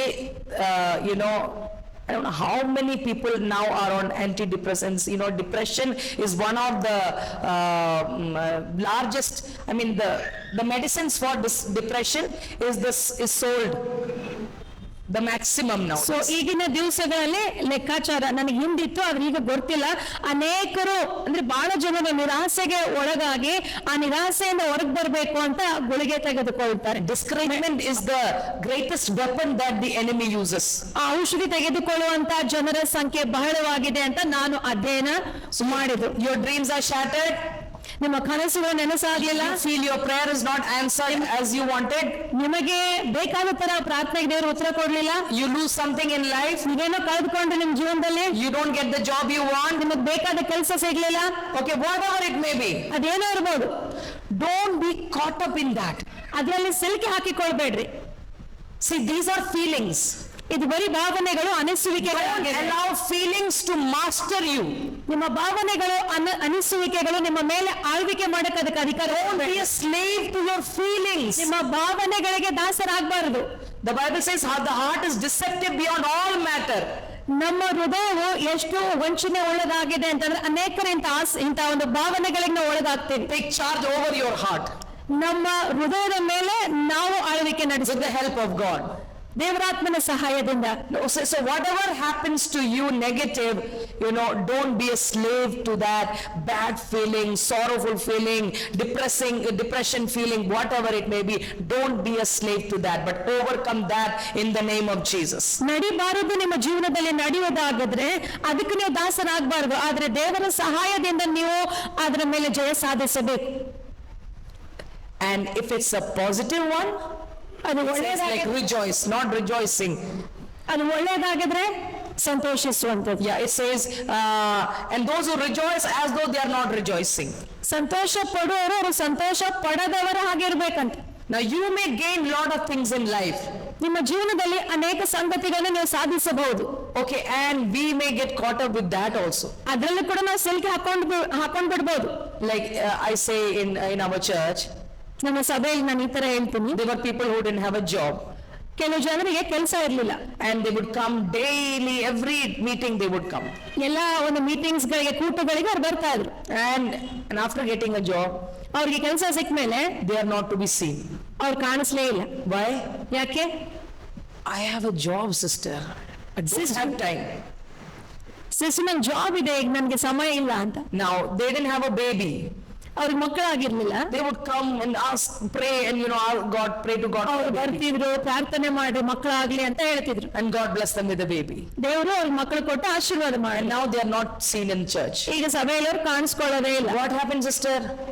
ಯಾಕೆ ಸಿಸ್ಟರ್, ಯಾಕೆ ಅಂತ ಕೇಳುವಾಗ, I have to take the child to tuition, I would take the child to school, then I would take her to swimming class, then I would go to lot of classes, no time for church. ಅವ್ರು ಬಂದು ಹೇಳ್ತಾರೆ, sister ಏನಾಯ್ತು ಗೊತ್ತಾ, ನನ್ ಮಕ್ಕಳಾದ್ರು, ಈಗ ನಾನು swimming class ಕರ್ಕೊಂಡು ಹೋಗ್ಬೇಕು, ಸ್ಕೂಲ್ ಕರ್ಕೊಂಡು ಹೋಗ್ಬೇಕು, ಟ್ಯೂಷನ್ ಕರ್ಕೊಂಡು ಹೋಗ್ಬೇಕು, ಬಹಳ ಬ್ಯುಸಿ ಆಗಿದ್ದೀನಿ ಅಂತ. They are caught up with all the blessings that God has given them. ದೇವರು ಏನೆಲ್ಲ ಆಶೀರ್ವಾದಗಳನ್ನು ಕೊಟ್ನೋ ಅದರಲ್ಲಿ ಅವರು ಸಿಲ್ಕ್ ಹಾಕೊಂಡು ನಿರತರಾಗ್ಬಿಟ್ಟಿದ್ದಾರೆ. They are happy rejoicing in whatever the house and the vehicles and the things and all these things. ಏನೆಲ್ಲ ವಸ್ತುವನ್ನು ದೇವರು ಕೊಟ್ಟು ಏನೆಲ್ಲ ಕೊಟ್ಟು ಆಶೀರ್ವದಿಸಿದ್ನೋ ಅದರಲ್ಲಿ ಸಿಲ್ಕ್ ಹಾಕೊಂಡು ನಿರತರಾಗ್ಬಿಟ್ಟಿದ್ದಾರೆ. And now no time for God. ಈಗ ದೇವರಿಗಾಗಿ ಸಮಯನೇ ಇಲ್ಲ ಅವ್ರ ಕಡೆ. Now whatever you gain in life, fame, name, position, things, whatever it may be, ನಿಮ್ಮ ಜೀವನದಲ್ಲಿ ನೀವು ಏನೇ ಹೊಂದಿಕೊಂಡ್ರು ಕೂಡ ಅದು ಹೆಸರು ಇರ್ಬೋದು, ಪ್ರಖ್ಯಾತಿ ಇರ್ಬೋದು, ಏನೇ ಇರ್ಬೋದು, don't get caught up in that. ದೇವ್ರು ಏನೇ ನಿಮ್ಗೆ ಕೊಟ್ಟು ಆಶೀರ್ವದಿಸರು ಅದರಲ್ಲಿ ಸಿಲುಕಿ ಹಾಕಿಕೊಳ್ಳಬೇಡ್ರಿ. Yeah, today you may be happy, ಇವತ್ತು ನಿಮ್ಗೆ ಸಂತೋಷ ಆಗಿರ್ಬೋದು, today you may be sad, ಇವತ್ತು ನಿಮ್ಗೆ ದುಃಖ ಆಗಿರ್ಬೋದು, tomorrow the feeling will change. ನಾಳೆ ಆ ಅನಿಸುವಿಕೆ ಬದಲಾಗ್ತದೆ. So be always focused on God, ಅದಕ್ಕೆ ಯಾವಾಗ್ಲಿದ್ರು ನಿಮ್ಮ ದೃಷ್ಟಿ ಯೇಸುವಿನ ಮೇಲೆ ಇಡ್ಬೇಕು. because God is the one who never changes. ಯಾಕೆಂದ್ರೆ ದೇವರು ಬದಲಾಗದಂತ ದೇವರು. Hallelujah, Hallelujah. hallelujah, Hallelujah. I already touched possessions when I said this. ವಸ್ತುಗಳ ಬಗ್ಗೆ ಆಲ್ರೆಡಿ ನಾನು ಹೇಳಿದ್ದೀನಿ. Paul says, and if you have possessions, ನಿಮಗೆ those who buy as though they had no goods. ವಸ್ತುಗಳು ನಿಮಗೆ ಇದ್ದಿರಬಹುದು, ಆದ್ರೆ ಅವುಗಳು ಇಲ್ವೇ ಇಲ್ಲ ಅನ್ನತ್ರ ಜೀವನ ಮಾಡ್ರಿ ಅಂತ ಪೌಲನು ಹೇಳ್ತಾನೆ. You know, lose the things, hold the things of this world loosely. ಪ್ರಾಪಂಚಿಕ ವಸ್ತುಗಳನ್ನ ಸಡಿಲವಾಗಿ ಇಟ್ಕೊಳ್ರಿ, ಬಿಗಿಯಾಗಿ ಇಟ್ಕೊಳ್ಬಾರ್ದು. So that when it is taken away, ಯಾಕೆಂದ್ರೆ ಯಾವಾಗ ಅದನ್ನ ನಾವು ಕಳ್ಕೊಳ್ತೀವೋ you don't feel any pain. ಅವಾಗ ನೋವು ಅನ್ಸೋದಿಲ್ಲ. You understand? ತಿಳಿತದ? If you hold a pen in your hand like this ಒಂದು ಪೆನ್ ಅನ್ನ ನಾವು ಈ ತರ ಹಿಡ್ಕೊಂಡ್ರೆ and somebody wants to take it from you, ಯಾರೋ ಅದನ್ನ ಕಸ್ಕೊಳ್ಳಿಕ್ಕೆ ಪ್ರಯತ್ನ ಮಾಡ್ತಾ ಇದ್ದಾರೆ, you hold it tight again. ಅದನ್ನ ಗಟ್ಟಿಯಾಗಿ ಹಿಡ್ಕೊಳ್ತೀವಿ. You are not, their nails can cause wound, like hurt you. ಅವರ ಉಗುರುಗಳು ನಮಗೆ ನೋವು ಮಾಡಬಹುದು. But if you hold something very lightly ನಾವು ಬಹಳ ಸಡಿಲವಾಗಿ ಅದನ್ನ ಹಿಡ್ಕೊಂಡ್ರೆ and when it is taken, ಯಾರೋ ಕಸ್ಕೊಂಡ್ಬಿಟ್ರೆ you won't even feel it. ನಮ್ಗೇನು ಅನ್ಸೋದೇ ಇಲ್ಲ. That is how you should hold the things of this world, ಆ ತರ ಪ್ರಾಪಂಚಿಕ ವಸ್ತುಗಳನ್ನ ಸಡಿಲವಾಗಿ ಹಿಡ್ಕೊಳ್ಬೇಕು, ಬಿಗಿಯಾಗಿ ಅಲ್ಲ. because it can be taken anytime. ಯಾಕೆಂದ್ರೆ ಯಾವುದೇ ಸಮಯದಲ್ಲಿ ನಿನ್ನಿಂದ ಅದು ತೆಗೆಯಲ್ಪಡಬಹುದು. We know about Job. ಯೋಬನ ಬಗ್ಗೆ ನಮ್ಗೆ ಗೊತ್ತಿದೆ. Everything he lost in one day. ಒಂದೇ ದಿವಸದಲ್ಲಿ ಆತನ ಎಲ್ಲವನ್ನು ಕಳೆದುಕೊಂಡು ಬಿಟ್ಟ. Remember relationships, even his own children. ಸಂಬಂಧಗಳು ನೆನಪಿದೆನಾ? ಇವನ್ ಮಕ್ಕಳನ್ನು ಕೂಡ ಆತನ ಕಳೆದುಕೊಂಡ. Everything was lost in one day. ಒಂದೇ ದಿವಸದಲ್ಲಿ ಯೋಬನು ಎಲ್ಲವನ್ನು ಕಳೆದುಕೊಂಡ. I mean, it's actually the story sounds so imaginary. It is unbelievable story. ಆ ಒಂದು ಕತೆ ನಂಬಕ್ಕಾಗಲ್ಲ ಅಂತ ಕತೆ, ಕಾಲ್ಪನಿಕ ಕಥೆನೋ ಅಂತ ಅನ್ಸತ್ತೆ. But it is true. ಆದ್ರೆ ಅದು ನಿಜವಾದ ಕತೆ. It is history. ಒಂದು ಇತಿಹಾಸ ಅದು. When we read like it as it's very lightly, but one dream of ours gets shattered and then we feel like ending our life. ಯೋಗನ ಒಂದು ಪುಸ್ತಕ ಕಥೆನ ಓದೋಕ್ ಬಹಳ ಹಗುರವಾಗಿ ಓದ್ಬಿಡ್ತೀವಿ. ಆದ್ರೆ ನಮ್ಮ ಜೀವನದಲ್ಲಿ ನಮ್ಗಿರೋ ಒಂದು ಕನಸು ಅದು ನನಸಾಗ್ಲಿಲ್ಲ ಅಂತಂದ್ರೆ ಹೆಂಗ್ ಅನ್ಸತ್ತೆ? ಬಹಳ ನಿರಾಸೆ ಆಗ್ಬಿಡ್ತದೆ, ನಮ್ಮ ಹೃದಯ ಒಡೆದೋಗ್ತದೆ. The amount of possessions he had is very difficult to even read that. ಯೋಗನಿಗೆ ಇದ್ದಂತ ವಸ್ತುಗಳು ಏನೆಲ್ಲ ಕೊಟ್ಟು ದೇವರು ಆಶೀರ್ವದಿಸಿದ್ನೋ ಓದ್ಬೇಕಂದ್ರೂ ಕೂಡ ಆಗಲ್ಲ, ಅಷ್ಟು ದೇವರು ಕೊಟ್ಟಿದ್ದ. So many camels, so many herds, so many that goes on. ಆತನಿಗೆ ಏನೆಲ್ಲ ವಸ್ತುಗಳನ್ನ ದೇವರು ಕೊಟ್ಟು ಆಶೀರ್ವದಿಸಿದ್ರು. And it must have taken him years to get all that. ಅನೇಕ ವರ್ಷಗಳಿಂದ ಯೋಬನು ಅದನ್ನ ಸಂಪಾದಿಸಿಕೊಂಡಿರಬಹುದು. But everything gone in a day. ಆದ್ರೆ ಒಂದೇ ದಿವಸದಲ್ಲೆಲ್ಲ ಹೋಗ್ಬಿಡ್ತು. 10 children, we can't even imagine. 10 ಮಕ್ಕಳು ನಾವು ಕಲ್ಪಿಸಿಕೊಳ್ಳೋದಕ್ಕೂ ಕೂಡ ಆಗಲ್ಲ. But what was his response? ಆದ್ರೆ ಆತನ ಪ್ರತಿಕ್ರಿಯೆ ಏನಾಗಿತ್ತು? He fell prostrate before God. ಆತನು ದೇವರ ಮುಂದೆ ಸಾಷ್ಟಾಂಗ ಎರಗಿದ. And he says, God gave and God took, let the name of the Lord be praised. ಆತನು ಹೇಳ್ತಾನೆ, ದೇವರು ಕೊಟ್ಟ, ದೇವರು ತೆಗೆದುಕೊಂಡ, ದೇವರ ನಾಮಕ್ಕೆ ಮಹಿಮೆ ಆಗಲಿ. I still remember that day when my mother stood up at my brother's funeral. ನನ್ನ ಸಹೋದರನ ಒಂದು ಸಮಾಧಿಯ ಮುಂದೆ ನಮ್ಮ ತಾಯಿ ನಿಂತುಕೊಂಡಿದ್ದು ನನಗೆ ಇವತ್ತು ನೆನಪಿದೆ. He was just 23. ನನ್ನ ಸಹೋದರನಿಗೆ ಕೇವಲ 23 ವರ್ಷ. The brightest, the most handsome in the family. ಆತನು ಬಹಳ ನೋಡ್ಲಿಕ್ಕೆ ಬಹಳ ಸುಂದರವಾದ ವ್ಯಕ್ತಿ and highly talented. ಬಹಳ ಆತನಿಗೆ ತಲಾಂತಗಳುಳ್ಳ ವ್ಯಕ್ತಿ ಆಗಿದ್ದ. And he died in an accident instantly. ಒಂದು ಆಕ್ಸಿಡೆಂಟ್ ಅಲ್ಲಿ ನನ್ನ ಸಹೋದರ ತೀರಿ ಹೋದ್ರು. It's not easy. ಅದು ಬಹಳ ಅದನ್ನ ಹಾದು ಹೋಗುವಂತದ್ದು ಸರಳವಾಗಿರ್ಲಿಲ್ಲ. But my mother stood up at his funeral. ಆದರೆ ಆತನ ಶವ ಸಂಸ್ಕಾರದಲ್ಲಿ ನನ್ನ ತಾಯಿ ಎದ್ದು I was very, very small. ನಾನು ಬಹಳ ಚಿಕ್ಕವಳಾಗಿದ್ದೆ ಅವಾಗ. Yeah, and my mother said, the Lord gave and the Lord took, may his name. ಅವಾಗ ನಮ್ಮ ತಾಯಿ ಅಂದ್ರು, ದೇವರು ಕೊಟ್ಟಿದ್ದ, ದೇವರು ತೆಗೆದುಕೊಂಡು, ದೇವರ ನಾಮಕ್ಕೆ ಮಹಿಮೆ. Relationships and possessions all can be taken away. ಸಂಬಂಧಗಳು ನಾವು ಸಂಪಾದಿಸಿಕೊಂಡಿದ್ದು ನಾವು ಅದನ್ನ ಕಳೆದುಕೊಳ್ಳಬಹುದು. So don't get caught up with that. ಅದಕ್ಕೆ ಇಂಥವುಗಳಲ್ಲಿ ಸಿಲುಕಿ ಹಾಕಿಕೊಳ್ಳಬೇಡ್ರಿ. You may have really worked hard for it. ಅದಕ್ಕೋಸ್ಕರ ನೀವು ಬಹಳ ಪ್ರಯಾಸ ಪಟ್ಟು ಸಂಪಾದನೆ ಮಾಡಿಕೊಂಡಿರಬಹುದು. Now jobs and all. I know in our church there are people who were highly paid, but one letter, the job gone. Now they're without job. I said, don't worry, you have God. He's more than sufficient for you. He will provide for you. ನಮ್ಮ ಸಭೆಯಲ್ಲಿ ಕೆಲವರು ಒಂದೇ ದಿವಸದಲ್ಲಿ ಹೆಂಗೆ ಚುಟ್ಕಿ ಹೊಡೆಯೋದ್ರಲ್ಲಿ ಅವರು ಬಹಳ ಸಂಪಾದನೆ ಮಾಡ್ತಿದ್ರು, ಆದ್ರೆ ಕೆಲಸಗಳನ್ನ ಕಳ್ಕೊಂಡ್ಬಿಟ್ರು. ಒಂದು ಲೆಟರ್ ಅದ್ರ ಮೂಲಕ ಅವರ ಕೆಲಸ ಹೋಯ್ತು. So don't mourn as if don't keep mourning. ಅದಕ್ಕೆ ದುಃಖ ಪಡ್ತಾ ಇರಬೇಡ್ರಿ. Don't hold on to possessions very tightly. ಅದಕ್ಕೆ ವಸ್ತುಗಳನ್ನ ಗಟ್ಟಿಯಾಗಿ ಹಿಡ್ಕೊಳ್ಬೇಡ್ರಿ. And the fourth is those who those who deal with the world as though they have no dealings with it. ಅದಕ್ಕೆ 4ನೇ ಅಂಶ, ನಾವು ಪ್ರಾಪಂಚಿಕ ವಸ್ತುಗಳ ಕೂಡ ನಾವು ಯಾವ ತರ ವ್ಯವಹರಿಸಬೇಕು. In all our dealings. ನಮ್ಮ ಎಲ್ಲಾ ವ್ಯವಹಾರಗಳಲ್ಲಿ in another word used is pleasures also. So ಪ್ರಾಪಂಚಿಕ ಆಸೆಗಳು ಅಥವಾ dealings, pleasures. Don't use the world, it says. Okay, ಪ್ರಾಪಂಚಿಕ ವಸ್ತುಗಳಲ್ಲಿ ನಾವು ಸಿಲುಕಿಕೊಳ್ಳಬಾರದು, ಇನ್ನೊಂದು ಆನಂದಿಸಬಾರದು ಅಂತ. Yeah, one translation says, don't use the world. Don't use the world. ಇನ್ನೊಂದು ಅನುವಾದದಲ್ಲಿ ಹೇಳುತ್ತದೆ ಪ್ರಾಪಂಚಿಕ ವಸ್ತುಗಳನ್ನು ಉಪಯೋಗಿಸಿಕೊಳ್ಳಬಾರದು. Yeah, so we have to be very careful in these matters. So ಈ ವಿಷಯಗಳಲ್ಲಿ ನಾವು ಬಹಳ ಕಾಳಜಿ ವಹಿಸಬೇಕು. See, we are in the world, ನಾವು ಲೋಕದಲ್ಲಿದ್ದೇವೆ, but we are not of the world. ನಾವು ಲೋಕದವರಲ್ಲ. ಆದ್ರೆ I hope you all know that verse. 1 John 2:15-17. ಈ ವಚನ ನಿಮ್ಗೆ ಎಲ್ಲರಿಗೂ ಗೊತ್ತಿದೆ ಅಂತ ನಾನು ಅನ್ಕೊಳ್ತೇನೆ. ಮೊದಲನೇ ಯೋಹಾನ 2:15-17 ವಚನ. It says, do not love the world, all the things of this world. ಲೋಕವನ್ನಾಗಲಿ ಲೋಕದ ಸಂಗತಿಗಳನ್ನಾಗಲಿ ಆಗಲಿ ನಾವು ಪ್ರೀತಿಸಬಾರದು ಅಂತ ವಚನ ಹೇಳ್ತದೆ. Because if the love of the world is in you, then the love of the Father is not in you. ಏಕೆಂದ್ರೆ ಲೋಕದ ಮೇಲಿನ ಪ್ರೀತಿ ನಮ್ಮಲ್ಲಿ ಇರುವುದಾಗಿದ್ರೆ ತಂದೆಯನ್ನ ನಾವು ಪ್ರೀತಿಸುವುದಿಲ್ಲ ಅಂತ ಆದ್ರೆ. Because whatever is in the world, ಏಕೆಂದ್ರೆ ಪ್ರಪಂಚದಲ್ಲಿ ಇರುವುದಲ್ಲವೋ, what are they? What is in the world?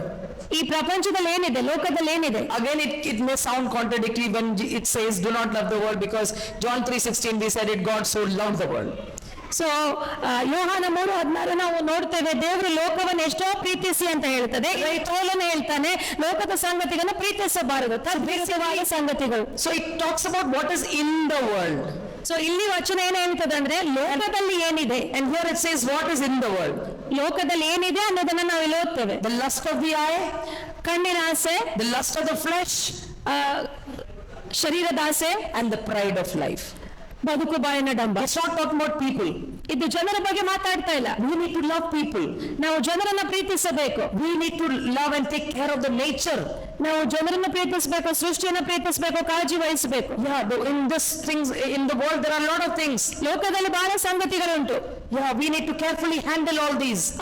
ಅವುಗಳ ಕುರಿತು ಕಾಳಜಿ ವಹಿಸಬೇಕು. But we have nothing to do with the lust of the eye, the lust of the flesh, and the pride of life which is found in the world. ಶರೀರದ ಆಸೆ, ಕಣ್ಣಿನ ಆಸೆ, ಬದುಕು ಬಾಳಿನ ಡಂಬ ಇವುಗಳಿಗೂ ನಮಗೂ ಸಂಬಂಧ ಇರಬಾರದು. We are not to even love the world system or its way of doing things. So ಲೋಕದ ನಿಯಮಗಳನ್ನು ನಾವು ಪ್ರೀತಿಸಬಾರದು, ಅವುಗಳನ್ನ ಪರಿಪಾಲಿಸಬಾರದು. Because there is a secular anti-God or ignoring God way of doing things. So ಲೋಕದಲ್ಲಿ ನಾವು ನೋಡಿದ ಲೋಕದ ನಿಯಮಗಳು ದೇವರ ವಾಕ್ಯಕ್ಕೆ ಅಥವಾ ದೇವರಿಗೆ ತದ್ವಿರುದ್ಧವಾದ ನಿಯಮಗಳಾಗಿವೆ. Yeah, that is very prevalent in our society. So ನಾವು ನೋಡುವಾಗ ನಮ್ಮ ಸಮಾಜದಲ್ಲಿ ಅಂಥವುಗಳಿವೆ. So it's very easy to love that system and go in that system. ಈ ಲೋಕದ ನಿಯಮಗಳು ಅಂದ್ರೆ ದೇವರ ವಾಕ್ಯಕ್ಕೆ ತದ್ವಿರುದ್ಧವಾದವುಗಳಿವೆ, ಅವುಗಳ ಹಿಂದೆ ಹೋಗುವಂತದ್ದು ಬಹಳ ಸರಳವಾಗಿದೆ. Especially in India, so much corruption. Bharat ದೇಶದಲ್ಲಿ ನಾವು ನೋಡ್ತವಂತ ಸಂಗತಿಗಳು ಬಹಳ ಆಗಿವೆ. You know, we can't get a work done without bribing. So ನಾವು ಲಂಚ ಕೊಡದೆ ಯಾವ ಕೆಲಸ ಅಲ್ಲಿ ಆಗಲ್ಲ. Even if to buy land for a church building, ಸಭೆಗೆ ಒಂದು ಭೂಮಿ ಖರೀದಿ ಮಾಡ್ಬೇಕಂದ್ರೂ you know, in Hindi say do numbri kaam karna padta hai. So 2ನೇ ನಂಬರ್ ಕೆಲಸ ಅಂದ್ರೆ ಲಂಚ ಕೊಟ್ಟು ಖರೀದಿ ಮಾಡೋದು. But we cannot follow the system of the world. ಆದ್ರೆ ಇಂಥ ಒಂದು ವ್ಯವಸ್ಥೆ ನಾವು ಹಿಂಬಾಲಿಸಲಿಕ್ಕೆ ಆಗೋದಿಲ್ಲ. Amen. Amen. I know it's not easy. ಇದು ಸರಳವಾಗಿಲ್ಲ. It's very easy to follow the system. ಬಹಳ ಸರಳ ಇದನ್ನು ನಾವು ಹಿಂಬಾಲಿಸುವಂತದ್ದು. It is very difficult to swim against the tide. ಇದ್ರ ವಿರುದ್ಧ ನಾವು ಈಸೋದು ಬಹಳ ಕಠಿಣ. But we cannot conform to the patterns of this world. ಆದ್ರೆ ಲೋಕದ ಸಂಗತಿಗಳ ಒಡನೆ ಒಪ್ಪಿಗೆಯಲ್ಲಿ ನಾವು ಬರಬಾರದು. Hallelujah. Hallelujah. Hallelujah. But we have been transformed in the renewing of our mind. ಆದ್ರೆ ನಮ್ಮ ಮನಸ್ಸುಗಳನ್ನ ನೂತನ ಪಡಿಸಿಕೊಂಡು ನಾವು ಮಾರ್ಪಾಟಾಗಬೇಕು. Romans 12:1. ರೋಮಾಪುರದವರಿಗೆ 12:2. Hallelujah.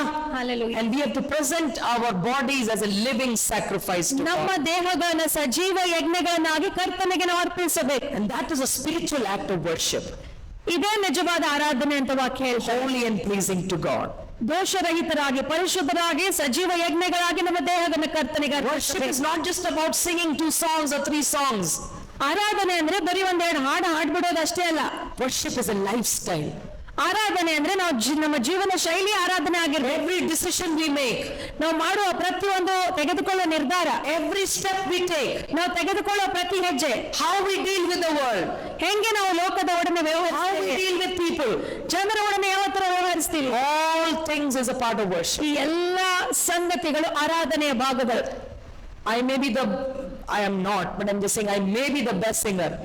ನಾನು ಅತ್ಯುತ್ತಮವಾಗಿ ಹಾಡುವಂತ ಒಂದು ಹಾಡುಗಾರಳಾಗಿರ್ಬೋದು, but if I don't live right, ಆದ್ರೆ ಸರಿಯಾಗಿ ದೇವರ ವಾಕ್ಯದ ಪ್ರಕಾರ ಜೀವಿಸ್ಲಿಲ್ಲ ಅಂದ್ರೆ God will say, away with the noise of your songs. ಅವಾಗ ದೇವರು ಹೇಳ್ತಾನೆ, ನೀನೇನ್ ಶಬ್ದ ಮಾಡ್ತಾ ಇದೆಯಲ್ಲ ಅದು ದೂರ, ನಿನ್ನಿಂದ ದೂರ ಇರ್ಬೇಕು. This because they come near to me and give the lip service, but their hearts are far away. ನಿನ್ನ ಹೃದಯ ನನ್ನಿಂದ ದೂರವಾಗಿದೆ, ಬರೀ ತುಟಿಗಳಿಂದ ನನ್ನ ಸೇವೆ ಸಲ್ಲಿಸ್ತಾ ಇದೆ ಅಂತ ದೇವರು ಹೇಳ್ತಾರೆ. Now, if you love the world, there are rewards to be gained. ಲೋಕವನ್ನು ನಾವು ಪ್ರೀತಿಸುವುದಾಗಿದ್ರೆ ಅದಕ್ಕೆ ತಿರುಗಿ ಬಹುಮಾನ ನಮಗುಂಟು. You will find a place of prestige, status, honor, comfort. ಲೋಕವನ್ನು ಪ್ರೀತಿಸುವುದಾಗಿದ್ರೆ ಹಣ ಬರ್ತದೆ, ಪ್ರಖ್ಯಾತಿ ಬರ್ತದೆ, ಹೆಸರು ಬರ್ತದೆ, ಆಸ್ತಿ ಬರ್ತದೆ. And the world system knows how to reward their lovers also. Okay, ಲೋಕದ ಒಂದು ವ್ಯವಸ್ಥೆ ಹೆಂಗಿದೆ ಅಂದ್ರೆ ಯಾರು ಅದನ್ನ ಪ್ರೀತಿಸ್ತಾರೋ ಹೆಂಗ ಬಹುಮಾನಿಸಬೇಕು ಅಂತ ಅದಕ್ಕೆ ಗೊತ್ತಿದೆ. See, notice what the world wants from us: love. So ಲೋಕ ನಮ್ಮಿಂದ ಏನ್ ಬಯಸ್ತದೆ? ಪ್ರೀತಿಸ್ಬೇಕು ನಾವು ಲೋಕವನ್ನ. And love is expressed in time, attention, expense. So ಪ್ರೀತಿನ ನಾವು ಹೇಗೆ ನಾವು ತೋರಿಸ್ತೀವಿ ಅಂದ್ರೆ ಸಮಯ ಕೊಡೋದ್ರ ಮೂಲಕ, ಅದಕ್ಕೆ ಆದ್ಯತೆ ಕೊಡುವ, ಪ್ರಾಮುಖ್ಯತೆ ಕೊಡೋದ್ರ ಮೂಲಕ. And we are encouraged and persuaded to give our time, attention, money, everything, not to the things of this world, but to the things that matters, that pertains to God's kingdom. ಲೋಕದಲ್ಲಿರುವಂತಹ ಸಂಗತಿಗಳಿಗೆ ನಮ್ಮ ಸಮಯವನ್ನು ಕೊಡದೆ ದೇವರ ರಾಜ್ಯಕ್ಕೆ ಸಂಬಂಧಪಟ್ಟಂತ, ದೇವರಿಗೆ ಸಂಬಂಧಪಟ್ಟಂತ ಸಂಗತಿಗಳಿಗೆ ನಾವು ಸಮಯ ಕೊಡ್ಬೇಕು. Hallelujah. I hope you understand. If you love somebody, you will give them time. ನೀವು ತಿಳ್ಕೊಳ್ತಾ ಇದ್ರೆ ಅನ್ಕೊಳ್ತೀನಿ, ಯಾರನ್ನಾದ್ರೂ ನೀವು ಬಹಳ ಪ್ರೀತಿ ಮಾಡೋದಾಗಿದೆ ಅವ್ರಿಗೆ ನಿಮ್ಮ ಸಮಯವನ್ನು ಕೊಡ್ತೀರಿ. You will give them attention. ಅವರಿಗೆ ಅವರ ಕಾಳಜಿನ ವಹಿಸ್ತೀರಿ. You will spend your money on them. ಅವ್ರ ಮೇಲೆ ನಿಮ್ಮ ಹಣವನ್ನು ಕೂಡ ಖರ್ಚು ಮಾಡ್ತೀರಿ. I hope that's how you also do. ನೀವು ಹಂಗೆ ಮಾಡ್ತೀರಿ ಅಂತ ಅನ್ಕೊಳ್ತಿದ್ದೀನಿ. So when the Bible says do not love the world, ಅದಕ್ಕೆ ಸತ್ಯವೇದ ಹೇಳ್ತದೆ ಲೋಕವನ್ನ ಪ್ರೀತಿಸಬಾರದು. that is what it is demanding. ಯಾಕೆಂದ್ರೆ ಇದೆಲ್ಲವನ್ನ ನಿನ್ನಿಂದ ಅದು ಅಪೇಕ್ಷೆ ಮಾಡ್ತಾ ಇದೆ ಅಂತ. It's not expecting us to, oh, I love you world. ಈ ತರ ಲೋಕವನ್ನ ನಾವು ಬರೀ ಪ್ರೀತಿಸಿ ಸುಮ್ಮನೆ ಇದ್ರೆ ಅದು ಆಗಲ್ಲ, ಅದು ನಮ್ಮಿಂದ ಅಪೇಕ್ಷೆ ಮಾಡ್ತಾರೆ. It's not words, it's our time, attention, money, everything. ಬರೀ ಶಬ್ದಗಳಿಂದ ಲೋಕವೇ ನಾನು ಪ್ರೀತಿಸ್ತೀನಿ ಆ ತರ ಅಲ್ಲ, ಆದ್ರೆ ನಮ್ಮ ಸಮಯವನ್ನ ನಾವು ಅದಕ್ಕೆ ಆದ್ಯತೆ ಕೊಡ್ಬೇಕು ಅಂತ ಅದು ಅಪೇಕ್ಷೆ ಮಾಡ್ತಾರೆ. So if I claim I don't love the world, ನಾನು ಲೋಕವನ್ನು ಪ್ರೀತಿಸೋದಿಲ್ಲ ಅಂತ ಹೇಳೋದಾಗಿದ್ರೆ, then I'll spend more of my time for God's kingdom. ಹಾಗಾದ್ರೆ ದೇವರ ರಾಜ್ಯಕ್ಕಾಗಿ ನಾನು ಹೆಚ್ಚಿನ ಸಮಯ ಕಳಿಬೇಕು. I will have time for all the meetings. ಎಲ್ಲ ಕೂಟಗಳಿಗಾಗಿ ನನಗೆ ಸಮಯ ಇರ್ತದೆ. I know some people don't like that when I say that in our church. ಇದನ್ನ ನನ್ನ ಸಭೆಯಲ್ಲಿ ಹೇಳುವಾಗ ಕೆಲವು ಜನರಿಗೆ ಇಷ್ಟನೇ ಆಗೋದಿಲ್ಲ. How say, sister, I will come for this meeting, but I can't come for this meeting. ಕೆಲವು ಜನ ಹೇಳ್ತಾರೆ, ಸಿಸ್ಟರ್ ಈ ಕೂಟಕ್ಕೆ ಬರ್ತೀನಿ, ಆ ಕೂಟಕ್ಕೆ ನಂಗೆ ಬರಕ್ ಆಗಲ್ಲ. I need time for myself. ನನಗೋಸ್ಕರ ಕೂಡ ನನ್ನ ಸಮಯ ಬೇಕಲ್ಲ. Jesus said, deny yourself. ಯೇಸುಸ್ವಾಮಿ ಹೇಳಿದ್ರೆ ನಿನ್ನನ್ನೇ ನೀನು ನಿರಾಕರಿಸಬೇಕು. Yesterday night I was counseling a youth over phone.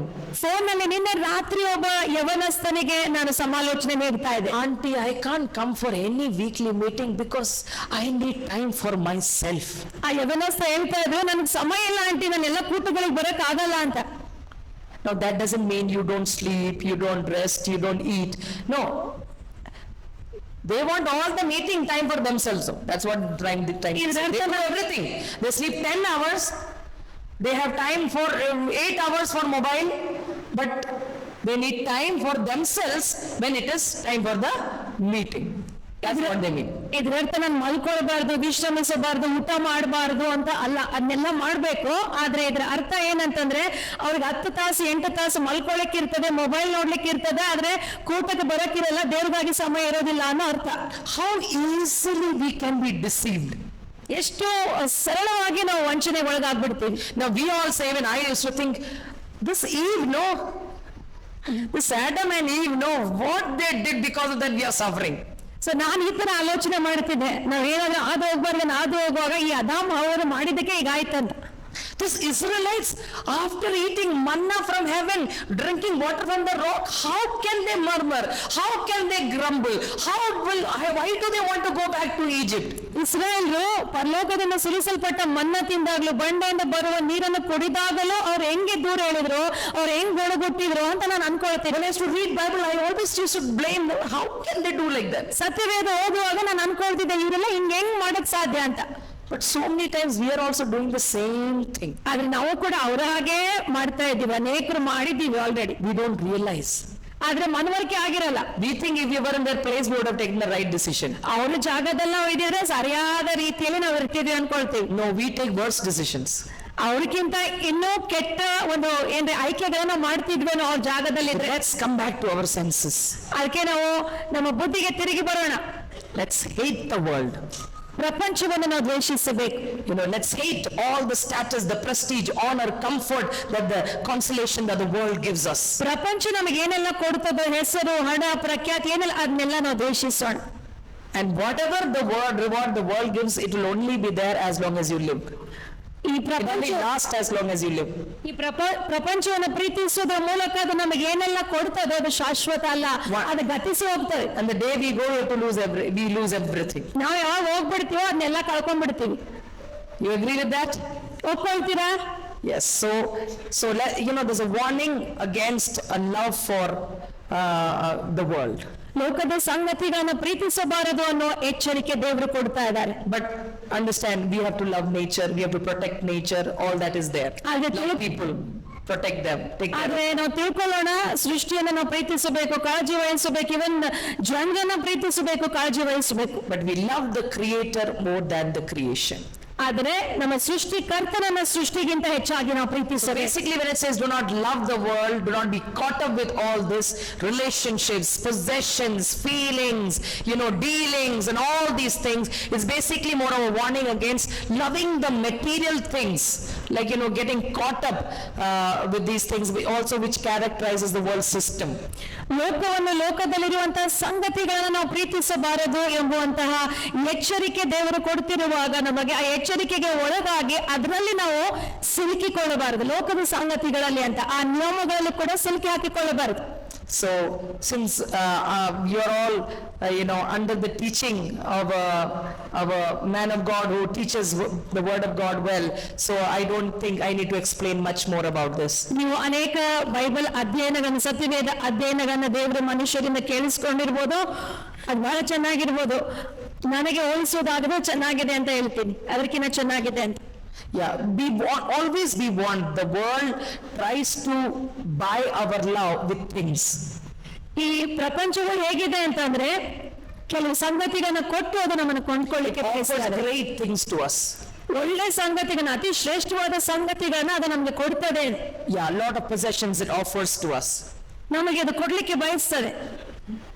Of course we need cars, homes and everything, but it tries to offer, get this, get this, get this, get this. This is not enough, this is not enough. Okay, better car, better mobile, the latest one, everything it offers us. ನಮಗೆ ಮನೆಗಳು ಬೇಕು, ಕಾರ್ಗಳು ಬೇಕು. ಆದ್ರೆ ಒಂದು car ಇದೆ, ಈಗ ಒಂದು ಮನೆ ಇದೆ ಅಂತಂದ್ರೆ ಈ ಲೋಕದಲ್ಲಿ ನಾವು ಇರೋದಾಗಿದೆ, ಅದು ಹೇಗಿದೆ ಅಂತಂದ್ರೆ ಇನ್ನೂ ಒಳ್ಳೆ ಕಾರು, ಇನ್ನೂ ಒಳ್ಳೆ ಮನೆ, ಹಣ ಇದ್ರೆ ಇನ್ನೂ ಹೆಚ್ಚಿನ ಹಣ ನಾನು ನಿಂಗೆ ಕೊಡ್ತೇನೆ, ಅದನ್ನ ನೀನು ತೆಗೆದುಕೊಳ್ಬೇಕು, ಹೊಂದಿಕೊಳ್ಬೇಕು, ಈ ತರ ಜೀವನ ಮಾಡುವಂತೆ ನಡೆಸ್ತದೆ. And we are never satisfied and we want more and more.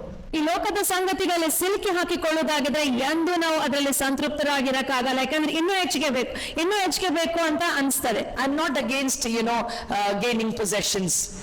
ನಾವು ಲೋಕದ ಸಂಗತಿಗಳನ್ನ ಸಂಪಾದಿಸಿಕೊಳ್ಳುವಂತದ್ರ ವಿರುದ್ಧವಾಗಿ ನಾನಿಲ್ಲ. But Jesus said one thing, a man's life does not consist in the abundance of his possessions. ಅದಕ್ಕೆ ಯೇಸು ಸ್ವಾಮಿ ಹೇಳಿದ್ರು, ಲೋಕ ಕೊಡುವಂತ ಸಂಗತಿಗಳನ್ನ ನಾವು ಸಂಪಾದಿಸಿಕೊಳ್ಳುವಂತದ್ರಲ್ಲಿ ಈ ಜೀವನದ ಅರ್ಥ ಇಲ್ಲ ಅಂತ. This is basically the enemy, the world trying to trap us actually in this. ಈ ಪ್ರಾಪಂಚಿಕ ವಸ್ತುಗಳ ಮೂಲಕ ವೈರಿ ನಮ್ಮನ್ನ ಸಿಲುಕಿ ಬಯಸ್ತಾನೆ. Now if you get it easily without spending all your time and attention and money and all, good, get it. So ನಮ್ಮ ಸಮಯ, ನಾವು ಕೊಡುವ ಪ್ರಾಮುಖ್ಯತೆ, ಆದ್ಯತೆ ಎಲ್ಲವನ್ನು ಲೋಕಕ್ಕೆ ಕೊಡದೆ ನಾವು ದೇವರ ಇಷ್ಟಕ್ಕನುಸಾರ ಕೊಡಬೇಕು. But remember to use all that for the glory of God and for the expansion of God's kingdom. So ಲೋಕದಲ್ಲಿರುವಂತಹ ಸಂಗತಿಗಳಿಗೆ ನಮ್ಮ ಸಮಯ ಕೊಡ್ತಾ ಇದ್ದೇವೆ, ಆದ್ಯತೆ ಕೊಡ್ತಾ ಇದ್ದೇವೆ ಅಂದ್ರೆ ಅದರಲ್ಲಿ ದೇವರು ಮಹಿಮೆ ಹೊಂದಬೇಕು. ಆ ತರ ಲೋಕದ ಸಂಗತಿಗಳ ಕೂಡ ನಮ್ಮ ವ್ಯವಹಾರ ಇರಬೇಕು. If God has given you a good home, big home, ದೇವರು ನಿಮಗೊಂದು ದೊಡ್ಡ ಒಳ್ಳೆ ಮನೆ ಕೊಟ್ಟಿರ್ಬೋದು. I would say even a small home. Okay, ದೊಡ್ಡ ಮನೆ ಕೊಟ್ಟಿರ್ಬೋದು, ಸಣ್ಣ ಮನೆ ಕೊಟ್ಟಿರ್ಬೋದು, even a rented home. ನಿಮಗೆ ಬಾಡಿಗೆ ಮನೆ ಕೊಟ್ಟಿರ್ಬೋದು. Open it up for God's people. ದೇವರ ಜನರಿಗಾಗಿ ಅದನ್ನ ತೆರೆದಿ. Invite men and women of God. ದೇವರ ಜನರನ್ನ ಅಲ್ಲಿ ಒಳಗಡೆ ಆಮಂತ್ರಿಸ್ರಿ. Refresh them ಅವರು ಉಜ್ಜೀವನ ಹೊಂದುವ ಹಾಗೆ ಅಲ್ಲಿ ಕಾರ್ಯ ನಡೆಯಲಿ, ಅವರಿಗೆ ಊಟ ಮಾಡಿಸ್ರಿ, bless them, ಅವ್ರನ್ನ ಆಶೀರ್ವಾದಿಸ್ರಿ. like the Shunammite did. ಶೂನಮ್ಮಳು ಯಾತ್ರೆ ಮಾಡಿದ್ಲು ಆ ತರ. If you have big vehicles, ನಿಮ್ಮ ಕಡೆ ದೊಡ್ಡ ದೊಡ್ಡ ವಾಹನಗಳಿರುವುದಾಗಿದ್ರೆ don't come alone to church in them. ಅದ್ರಲ್ಲಿ ಒಬ್ಬರೇ ಬರ್ಬೇಡ್ರಿ. Pick up somebody on the way who doesn't have a vehicle. ದಾರಿಯಲ್ಲಿ ಬರುವಂತ ವಾಹನ ಇಲ್ಲದೆ ಇರುವಂತ ವ್ಯಕ್ತಿಗನ್ನ ಸಭೆಗೆ ಕರ್ಕೊಂಡ್ ಬರ್ರಿ. So if God has given us, blessed us, ದೇವರು ನಮ್ಮನ್ನು ಆಶೀರ್ವದಿಸಿರುವುದಾಗಿದ್ರೆ use it, for the blessing of others. ಇತರರನ್ನ ಆಶೀರ್ವಾದ ಮಾಡೋದಕ್ಕಾಗಿ ಅವುಗಳನ್ನು ಉಪಯೋಗಿಸ್ರಿ. I have always noticed this, even in our church. ಇದನ್ನ ನಮ್ಮ ಸಭೆಯಲ್ಲಿ ಯಾವಾಗಲೂ When they ನಾನು have a ಗಮನಿಸಿ, small home, they call. ಸಣ್ಣ ಮನೆ ಇರುವಾಗ ನಮ್ಮನ್ನು ಕರೀತಾರೆ. But after they are blessed with big homes, ದೇವರು ಅವರಿಗೆ ದೊಡ್ಡ ಮನೆ ಕೊಟ್ಟು ಆಶೀರ್ವದಿಸಿದ ಮೇಲೆ, with carpets on the floor, ಅವ್ರ ಮನೆಯಲ್ಲಿ ಕಾರ್ಪೆಟ್ಗಳ ಆಸೆ ಇರ್ತಾರೆ, then they don't want to call. ಅವಾಗ ನಮ್ಮನ್ನು ಕರೀಲಿಕ್ಕೆ ಅವ್ರಿಗೆ ಮನಸ್ಸಿರಲ್ಲ. They don't want to have a meeting. ಅಲ್ಲಿ ಕೂಟ ಇಟ್ಕೊಳ್ಳಿಕ್ಕೆ ಬಯಸಲ್ಲ ಅವರು. Because they have expensive items on show. ಯಾಕೆಂದ್ರೆ ತುಟ್ಟಿಯಾದ ವಸ್ತುಗಳಲ್ಲಿ ಇರ್ತವೆ ಅದಕ್ಕೆ. What if the children come in the meeting and break one of those? ಮಕ್ಕಳು ಕೂಟದಲ್ಲಿ ಬಂದು ಏನಾದ್ರೂ ಅದನ್ನು ವಸ್ತುವನ್ನು ಮುರಿದ್ಬಿಟ್ರೆ ಹೆಂಗೆ ಅಂತ. Will spoil the carpet. ಆ ಕಾರ್ಪೆಟ್ ಹಾಳು ಮಾಡಿದ್ರೆ ಹೆಂಗೆ ಅಂತ. Because we have all kinds of people. ನಮ್ಮ ಸಭೆಯಲ್ಲಿ ಅನೇಕ ತರದ ಜನರಿದ್ದಾರೆ. We have people who are not even well dressed. ಕೆಲವು ಜನರಿಗೆ ಸರಿಯಾದ ಬಟ್ಟೆಗಳು ಕೂಡ ಹಾಕೊಳ್ಳಿಕ್ಕಿರಲ್ಲ. So then you feel shy calling such people into your big apartment. ಅವರನ್ನ ದೊಡ್ಡ ಒಂದು ಅಪಾರ್ಟ್ಮೆಂಟ್ ಮನೆಯಲ್ಲಿ ಕರೀಲಿಕ್ಕೆ ನಾಚಿಕೆ ಅನ್ಸತ್ತೆ. So their home is closed now. ಅದಕ್ಕೆ ಅವ್ರ ಮನೆ ಬಾಗ್ಲ ಮುಚ್ಚಿಬಿಡ್ತಾರೆ. So you understand what I'm trying to say? ನಾನು ಏನ್ ಹೇಳ್ತಾ ಇದ್ದೇನೆ ಅರ್ಥ ಆಗ್ತಾ ಇದೆನಾ? It's good. If God is giving you, blessing you, take it. ದೇವ್ರು ನಮ್ಮನ್ನು ಆಶೀರ್ವದಿಸ್ತಾ ಇದ್ದಾರ ಅಂತ ತೆಗೆದುಕೊಳ್ರಿ, ಒಳ್ಳೇದು. If you become like Ambani tomorrow, nothing like it. Ambani ಹಾಗೆ ನೀವು ಆಗೋದಾಗಿದ್ರೆ ಒಳ್ಳೇದು. But make sure you use like Colgate owner did. Colgate owner ಯಾವ ತರ ಉಪಯೋಗಿಸಿದ್ನೋ ಆ ತರ ದೇವ್ರು ನಮಗೆ ಕೊಟ್ಟು ಆಶೀರ್ವದಿಸಿ ಎಲ್ಲ ದೇವ್ರ ರಾಜ್ಯಕ್ಕಾಗಿ 90% to the kingdom of God. 90% ದೇವ್ರ ರಾಜ್ಯಕ್ಕೆ ಕೊಟ್ಟ. Not like others, give 5%, 10% and then use all the rest. 5% 10% ಉಳಿದೆಲ್ಲ ನಾವು ಇಟ್ಕೊಂಡಲ್ಲ, ಅವನು 90%. No matter how much money you earn, ಎಷ್ಟು ಹಣ ಸಂಪಾದಿಸಿದ್ರು ಚಿಂತೆ ಇಲ್ಲ. you can only sleep on one bed. ಎಷ್ಟು ಹಣ ಸಂಪಾದಿಸಿದ್ರು ಒಂದೇ ಬೆಡ್ ಮೇಲೆ ಮಲ್ಕೊಳ್ಳೋದು, ಹಾಸಿಗೆ ಮೇಲೆ. Right? ಸರಿನಾ? Right? You can only sleep in one room one time. ಒಂದ್ ಸಮಯದಲ್ಲಿ ಒಂದೇ ಕೊಠಡಿಯಲ್ಲಿ ಒಂದೇ ಹಾಸಿಗೆ ಮೇಲೆ ಮಲ್ಕೊಳ್ಳೋಕೆ ಸಾಧ್ಯ, ಎಷ್ಟು ಸಂಪಾದಿಸಿದ್ರು ಕೂಡ. So there's no point having 10 homes. ಅದಕ್ಕೆ 10 ಮನೆ ಇಟ್ಕೊಳ್ಳೋ ಅಂತದ್ರಲ್ಲಿ ಅದೇನ್ ಮುಖ್ಯ ಅಂತ ಅನ್ಸಲ್ಲ ನನಗೆ. These things have to be preached these days from the pulpits, because now we hear a lot of sermons on how God will bless us in this world only. ಈ ದಿವಸಗಳಲ್ಲಿ ವೇದಿಕೆಯಿಂದ ಇಂತಹ ಸಂಗತಿಗಳನ್ನ ಬೋಧಿಸಬೇಕು. ಯಾಕಂದ್ರೆ ಈ ದಿವಸಗಳಲ್ಲಿ ದೇವರು ಯಾವ ತರ ಈ ಪ್ರಪಂಚದಲ್ಲಿ ನಾವು ಇರುವಾಗ ನಮ್ಮನ್ನು ಆಶೀರ್ವದಿಸ್ತಾನೆ ಅದರ ಕುರಿತು ಬೋಧನೆಗಳು ಬಹಳವಾಗಿವೆ. And we are so happy and satisfied with the things of this world, we forget about our home in heaven only. We forget to prepare for that. ಲೋಕದ ಸಂಗತಿಗಳನ್ನ ಎಷ್ಟು ಪ್ರೀತಿ ಮಾಡ್ತೀವಿ, ಅದ್ರಲ್ಲಿ ಎಷ್ಟು ನಮಗೆ ಸುಖ ಸಿಗ್ತದೆ ಅಂತಂದ್ರೆ ಪರಲೋಕದಲ್ಲಿ ಒಂದು ಮನೆ ಇದೆ, ದೇವರಿದ್ದಾನೆ ಅನ್ನೋದನ್ನ ನೆನಪಾಗ್ಬಿಡ್ತೀವಿ.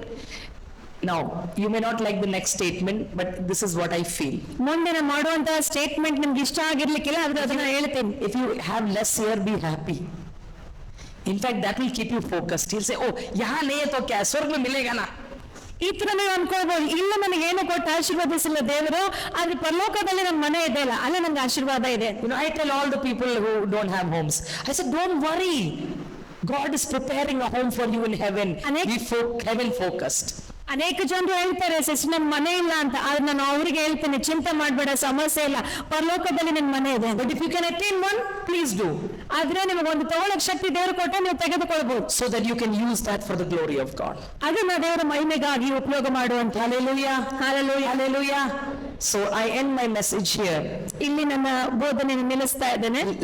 Let's remember these 4 things in mind. 4 ಅಂಶಗಳನ್ನು ನಾವು ನೆನಪಿಸಿಕೊಳ್ಳೋಣ. The present form of this world is passing away. ಈ ಪ್ರಾಪಂಚಿಕ ಈ ದಿವಸ, ಈ ಕೊನೆ ದಿವಸಗಳು ಕೊನೆಗೊಳ್ತಾ ಇವೆ ಅಂತ. There is nothing solid and lasting in this world system. ಈ ಲೋಕದ ನಿಯಮಗಳು ಸಂಗತಿಗಳು ಶಾಶ್ವತವಾಗಿಲ್ಲ. So when it says a short time attitude, what is a short time attitude? You should develop a short time attitude. ಸಮಯ ಕೊಂಚವಾಗಿದೆ ಅಂತಂದ್ರೆ ಯಾವ ತರ ಜೀವಿಸಬೇಕು ನಾವು? It means not to indulge in feelings and things of this world. ಭಾವನೆಗಳಲ್ಲಿ ಅಥವಾ ಪ್ರಾಪಂಚಿಕ ಸಂಗತಿಗಳಲ್ಲಿ ನಾವು ಸಿಲುಕಿ ಹಾಕಿಕೊಳ್ಳಬಾರದು ಅನ್ನುವಂಥದ್ದು. If weeping comes, it's only for a night. Don't worry. So ನಾವು ಅಳುವಂತದ್ದು ಬರೋದಾಗಿದ್ರೆ ಈ ರಾತ್ರಿ ಮಾತ್ರ, ಮುಂಜಾನೆ ಅದಿರೋದಿಲ್ಲ. When you rejoice, remember. ಸಂತೋಷಿಸುವಾಗ ನೆನ್ಪಿಟ್ಕೊಳ್ರಿ. It is not, of course rejoicing is eternal, but don't think that, it will be like that always. Tomorrow may bring something else. So ಇವತ್ತು ಸಂತೋಷಿಸುವಂತದ್ದು ಇರೋದಾಗಿದ್ರೆ ಅದು ಕೂಡ ಶಾಶ್ವತ ಅಲ್ಲ. ಪರಲೋಕದಲ್ಲಿ ಅದು ನಿತ್ಯತ್ವಕ್ಕೆ ಇದೆ, ಆದ್ರೆ ಇದು ಬದಲಾಗ್ತದೆ ಲೋಕದಲ್ಲಿ. And let not having possessions get in the way of following hard after Jesus. ದೇವರು ಅನೇಕ ವಸ್ತುಗಳನ್ನು ಕೊಟ್ಟು ನಮಗೆ ಆಶೀರ್ವದಿಸಿರಬಹುದು, ನಾವು ಸಂಪಾದಿಸಿಕೊಂಡಿರಬಹುದು. ದೇವರನ್ನ ಹಿಂಬಾಲಿಸುವುದಕ್ಕಾಗಿ ಅದು ಅಡೆತಡೆ ಆಗ್ಬಾರ್ದು. Let nothing come between you and God. ನಮ್ಮ ಮತ್ತು ದೇವರ ಮಧ್ಯೆ ಇಂಥ ಸಂಗತಿಗಳು ಬರಬಾರದು. Even if it is your very own husband, wife, parents, children. ಅದು ನಿಮ್ಮ ಸ್ವಂತ ಗಂಡ ಹೆಂಡತಿ ಮಕ್ಕಳಾಗಿರಬಹುದು. Hallelujah. Hallelujah. We need to love them all. We need to respect them. We need to take care of them. We need to provide for them. Do all this. Fulfill all your responsibilities. But God should be first in your life. ನಾವು ಇವರೆಲ್ಲರನ್ನ ಪ್ರೀತಿಸಬೇಕು, ಕಾಳಜಿ ವಹಿಸಬೇಕು, ಆದರಿಸಬೇಕು, ಗೌರವಿಸಬೇಕು. ಆದರೆ ಈ ಸಂಬಂಧಗಳಲ್ಲಿ ನಾವು ಸಿಲುಕಿ ಹಾಕಿಕೊಳ್ಳದ ದೇವರನ್ನು ದೃಷ್ಟಿಸಬೇಕು. Jesus is coming very soon in the clouds. ಯೇಸು ಸ್ವಾಮಿ ಆಕಾಶದಲ್ಲಿ ಬೇಗನೆ ಬರ್ಲಿಕ್ಕಿದ್ದಾನೆ. And the bride is going to be caught up. So ನಾವು ಅದರಲ್ಲಿ ಸಿಲುಕಿ ಹಾಕೊಳ್ಳಿಕ್ಕಿದ್ದೇವೆ. Are you ready? ನೀವು ಸಿದ್ಧರಾಗಿದ್ದೀರಾ? Are you prepared? ನೀವು ಸಿದ್ಧರಾಗಿದ್ದೀರಾ? And if there is a delay, ಇದರಲ್ಲಿ ತಡ ಆಗೋದಾಗಿದ್ರೆ be prepared ಸಿದ್ಧರಾಗ್ರಿ. whenever he calls you. ಯಾವಾಗ ಕರೆದ್ರು ಸರಿ, ಅವಾಗ ಸಿದ್ಧರಾಗಿರ್ಬೇಕು. So that when we stand in front of him, ಯೇಸುವಿನ ಮುಂದೆ ನಾವು ನಿಂತ್ಕೊಳ್ಳುವಾಗ we will be able to hear. ಅವಾಗ ನಾವು good and faithful servant. ಅವಾಗ ನಾವು ಕೇಳಿಸ್ಕೊಳ್ಳಿಕ್ಕೆ ಸಾಧ್ಯ, ನೀನು ಬಲ ನಂಬಿಗಸ್ತನಾದ ಆಳು ಎಂಬುದಾಗಿ. You have been faithful in little. ನೀನು ಸಣ್ಣದ್ರಲ್ಲಿ ನಂಬಿಗಸ್ತನಾಗಿದ್ದೆ. And a time will come when he said, I'll give you in charge of Karnataka. ಅವಾಗ ಸಮಯ ಬರ್ತದೆ, ಇಡೀ ಕರ್ನಾಟಕ ರಾಜ್ಯವನ್ನೇ ನಾನು ನಿನಗೆ ವಹಿಸಿಕೊಡ್ತೇನೆ ಅಂತ. Because a day is coming when we are going to rule this earth. ಈ ಭೂಮಿಯನ್ನು ಆಳುವಂತ ಸಮಯ ಬಹಳ ಬೇಗನೆ ಬರ್ಲಿಕ್ಕಿದೆ. The name will be different. ಆದ್ರೆ ಹೆಸರು ಬೇರೆ ಇರ್ತದೆ. Now just like our sarkar changes the name. ನಮ್ಮ ಸರ್ಕಾರ ಹೆಂಗ್ ಹೆಸರು ಬದಲಾಯಿಸ್ತದೆ ಆತರ The heavenly government will change the name. ಅವಾಗ ಪರಲೋಕದ ಸರ್ಕಾರವು ನಮ್ಮ ಹೆಸರು ಬದಲಾಯಿಸ್ತದೆ. It will be a new earth. So ಹೊಸ ಭೂಮಿ ಇರ್ತದೆ. But we are going to rule along with God. ಅವಾಗ ದೇವರ ಒಡನೆ ನಾವು ಆಳುತ್ತೇವೆ. Hallelujah. Hallelujah. Let's be excited about that day. ಈ ವಿಷಯಗಳಲ್ಲಿ ನಾವು ಉತ್ಸುಕರಾಗಿರೋಣ. Let's prepare ourselves. ನಮ್ಮನ್ನು ಸಿದ್ಧಪಡಿಸಿಕೊಳ್ಳೋಣ. May the good Lord bless you with these words. ಒಳ್ಳೆಯ ಕರ್ತನು ನಿಮ್ಮನ್ನು ಆಶೀರ್ವದಿಸಲಿ. Thank you, Pastor, once again for this opportunity. ಸಭಾಪಾಲಕರಿಗೆ ಅವಕಾಶಕ್ಕಾಗಿ ವಂದನೆಗಳನ್ನು May ಸಲ್ಲಿಸಿ. the Lord bless your church also. ದೇವರು ನಿಮ್ಮನ್ನು ನಿಮ್ಮ ಸಭೆಯನ್ನು And ಆಶೀರ್ವದಿಸಲಿ. keep growing. ಬೆಳೀತಾ ಇರ್ರಿ ಕ್ರಿಸ್ತನ. Never be satisfied with what you have today. ಈಗ ನಿಮ್ಗೆ ಏನಿದೆ ಅದರಲ್ಲಿ ಸಂತೃಪ್ತರಾಗಿರ್ಬೇಡ್ರಿ. I'm talking about in the spirit realm. So ಆತ್ಮಿಕ ವಲಯದಲ್ಲಿ ನಾನು ಮಾತನಾಡ್ತಾ Because there's ಇದ್ದೇನೆ. a lot more that he can bless you with. ಇನ್ನೂ ಹೆಚ್ಚಾಗಿ ಆತನು ನಿಮ್ಮನ್ನು ಆಶೀರ್ವದಿಸಲಿಕ್ಕೆ ಬಯಸ್ತಾನೆ. Blessings and love to all. ಆಶೀರ್ವಾದಗಳು ಮತ್ತು ಪ್ರೀತಿಯನ್ನ ನಿಮಗೆ ಸಲ್ಲಿಸ್ತೇನೆ. ಸ್ವಾಮಿ ಸಮಯಕ್ಕಾಗಿ ನಾವು ನಿಮಗೆ ಸ್ತೋತ್ರ ಸಲ್ಲಿಸ್ತೇವೆ. ಕರ್ತನೆ, ಸಹೋದರಿಯನ್ನು ನಾವು ಎದುರು ನೋಡದೇ ಇರುವಾಗಲೂ ನೀನು ಇಲ್ಲಿ ತಂದು ನಮ್ಮೊಡನೆ ಮಾತಾಡಿದ್ದಕ್ಕಾಗಿ ನಾವು ನಿನಗೆ ಸ್ತೋತ್ರ ಸಲ್ಲಿಸ್ತೇವೆ. Lord, we pray thee, bless our sister Persis and her family who's there in Gurgaon, Delhi. Bless them abundantly and use them mightily for your glory. ಅವರು ನಿನ್ನ ಸೇವೆಗಾಗಿ ಬಲವಾಗಿ ಅವ್ರನ್ನು ಉಪಯೋಗಿಸು. ಅವ್ರು ಮಾಡುವ ಸೇವೆಗಳಲ್ಲಿ ನಿನ್ನ ವಿಶೇಷತೆಯನ್ನು ಕೃಪೆಯನ್ನು ಕೊಟ್ಟು ಆಶ್ವಾಸು. ದೈವಿಕ ಭದ್ರತೆ ಅವರ ಮೇಲಿದ್ದು ಅವರನ್ನು ಕಾಯಬೇಕೆಂಬುದಾಗಿ ನಾವು ಪ್ರಾರ್ಥಿಸ್ತೇವೆ. ಸ್ವಾಮಿ ಕರ್ತನೆ, ಈ ಸಭೆಯನ್ನು ಆಶೀರ್ವದಿಸ್ತೇವೆ. ಈ ಸಭೆಯನ್ನು ವಿಶೇಷವಾಗಿ ಆಶೀರ್ವದಿಸಿ ಹೇಳಿರುವಂತಹ ವಾಕ್ಯಗಳು ಅವರ ಹೃದಯಗಳಲ್ಲಿದ್ದು ಸ್ವಾಮಿ ಕರ್ತನ ಭವನಕ್ಕಾಗಿ ಪ್ರತಿಯೊಬ್ಬರು ಸಿದ್ಧರಾಗಿರುವಂತೆ, ಶುದ್ಧರಾಗಿರುವಂತೆ ಕೃಪೆ ಕೊಟ್ಟು ನಡೆಸಲು ಪ್ರಾರ್ಥಿಸ್ತೇವೆ. ಅವರು ನಡೆಸುವಂತಹ 21 ದಿವಸಗಳ ಉಪವಾಸದ ಪ್ರಾರ್ಥನೆ ಅದು ಸಂತೋಷದಾಯಕ ಪ್ರಾರ್ಥನೆಗಳಾಗಿರಲಿ, ನಿನಗೆ ಮಹಿಮೆ ತರುವಂಥ ಪ್ರಾರ್ಥನೆಗಳಾಗಿರಲಿ, ಪವಿತ್ರಾತ್ಮನ ಮೂಲಕ ನಡೆಸುವಂಥ ಪ್ರಾರ್ಥನೆಗಳಾಗಿದ್ದು ವಿಶೇಷವಾಗಿ ಆಶೀರ್ವದಿಸಿ ನಡೆಸುವುದನ್ನು ಪ್ರಾರ್ಥಿಸ್ತೇವೆ. ನಿನ್ನ ಕೃಪಾಸಕ್ಕೆ ಎಲ್ಲವನ್ನು ಕೊಡ್ತೇವೆ. ಸಭಾಪಾಲಕರನ್ನು, ಸಭಾಪಾಲಕ ಸಮಿತಿಯನ್ನು, ಇಲ್ಲಿರುವಂಥ ಪ್ರತಿಯೊಬ್ಬರು ನೀನು ಆಶೀರ್ವದಿಸಿ ನೀನು ನಡೆಸುವುದನ್ನು ಪ್ರಾರ್ಥಿಸ್ತೇವೆ. ನೀನು ಒಳ್ಳೆಯವನಪ್ಪ, ನೀನು ಒಳ್ಳೆಯದನ್ನು ಮಾಡುವ ದೇವರು. ಕೃಪೆ ಕೊಟ್ಟಿದ್ದಿ, ಆಶೀರ್ವದಿಸಿದಿ, ನಿನಗೆ ಸ್ತೋತ್ರ. ಯೇಸುವಿನ ನಾಮದಲ್ಲಿ ಕರ್ತನೆ, amen. Thank you, Jesus. You can be seated. May the grace of our Lord Jesus Christ and the love of our Heavenly Father and the sweet communion of the Holy Spirit be with us all forever and ever. ನಮ್ಮ ಕರ್ತನಾದ ಯೇಸು ಕ್ರಿಸ್ತನ ಕೃಪೆಯು, ತಂದೆಯಾದ ದೇವರ ಪ್ರೀತಿಯು, ಪರಿಶುದ್ಧಾತ್ಮನ ಮಧುರ ನ್ಯಾಯತೆಯು ಈಗಲೂ ಯಾವಾಗಲೂ ನಮ್ಮೆಲ್ಲರ ಸಂಗಡ ವಾಸವಾಗಿರಲಿ. ಆಮೆನ್. Amen.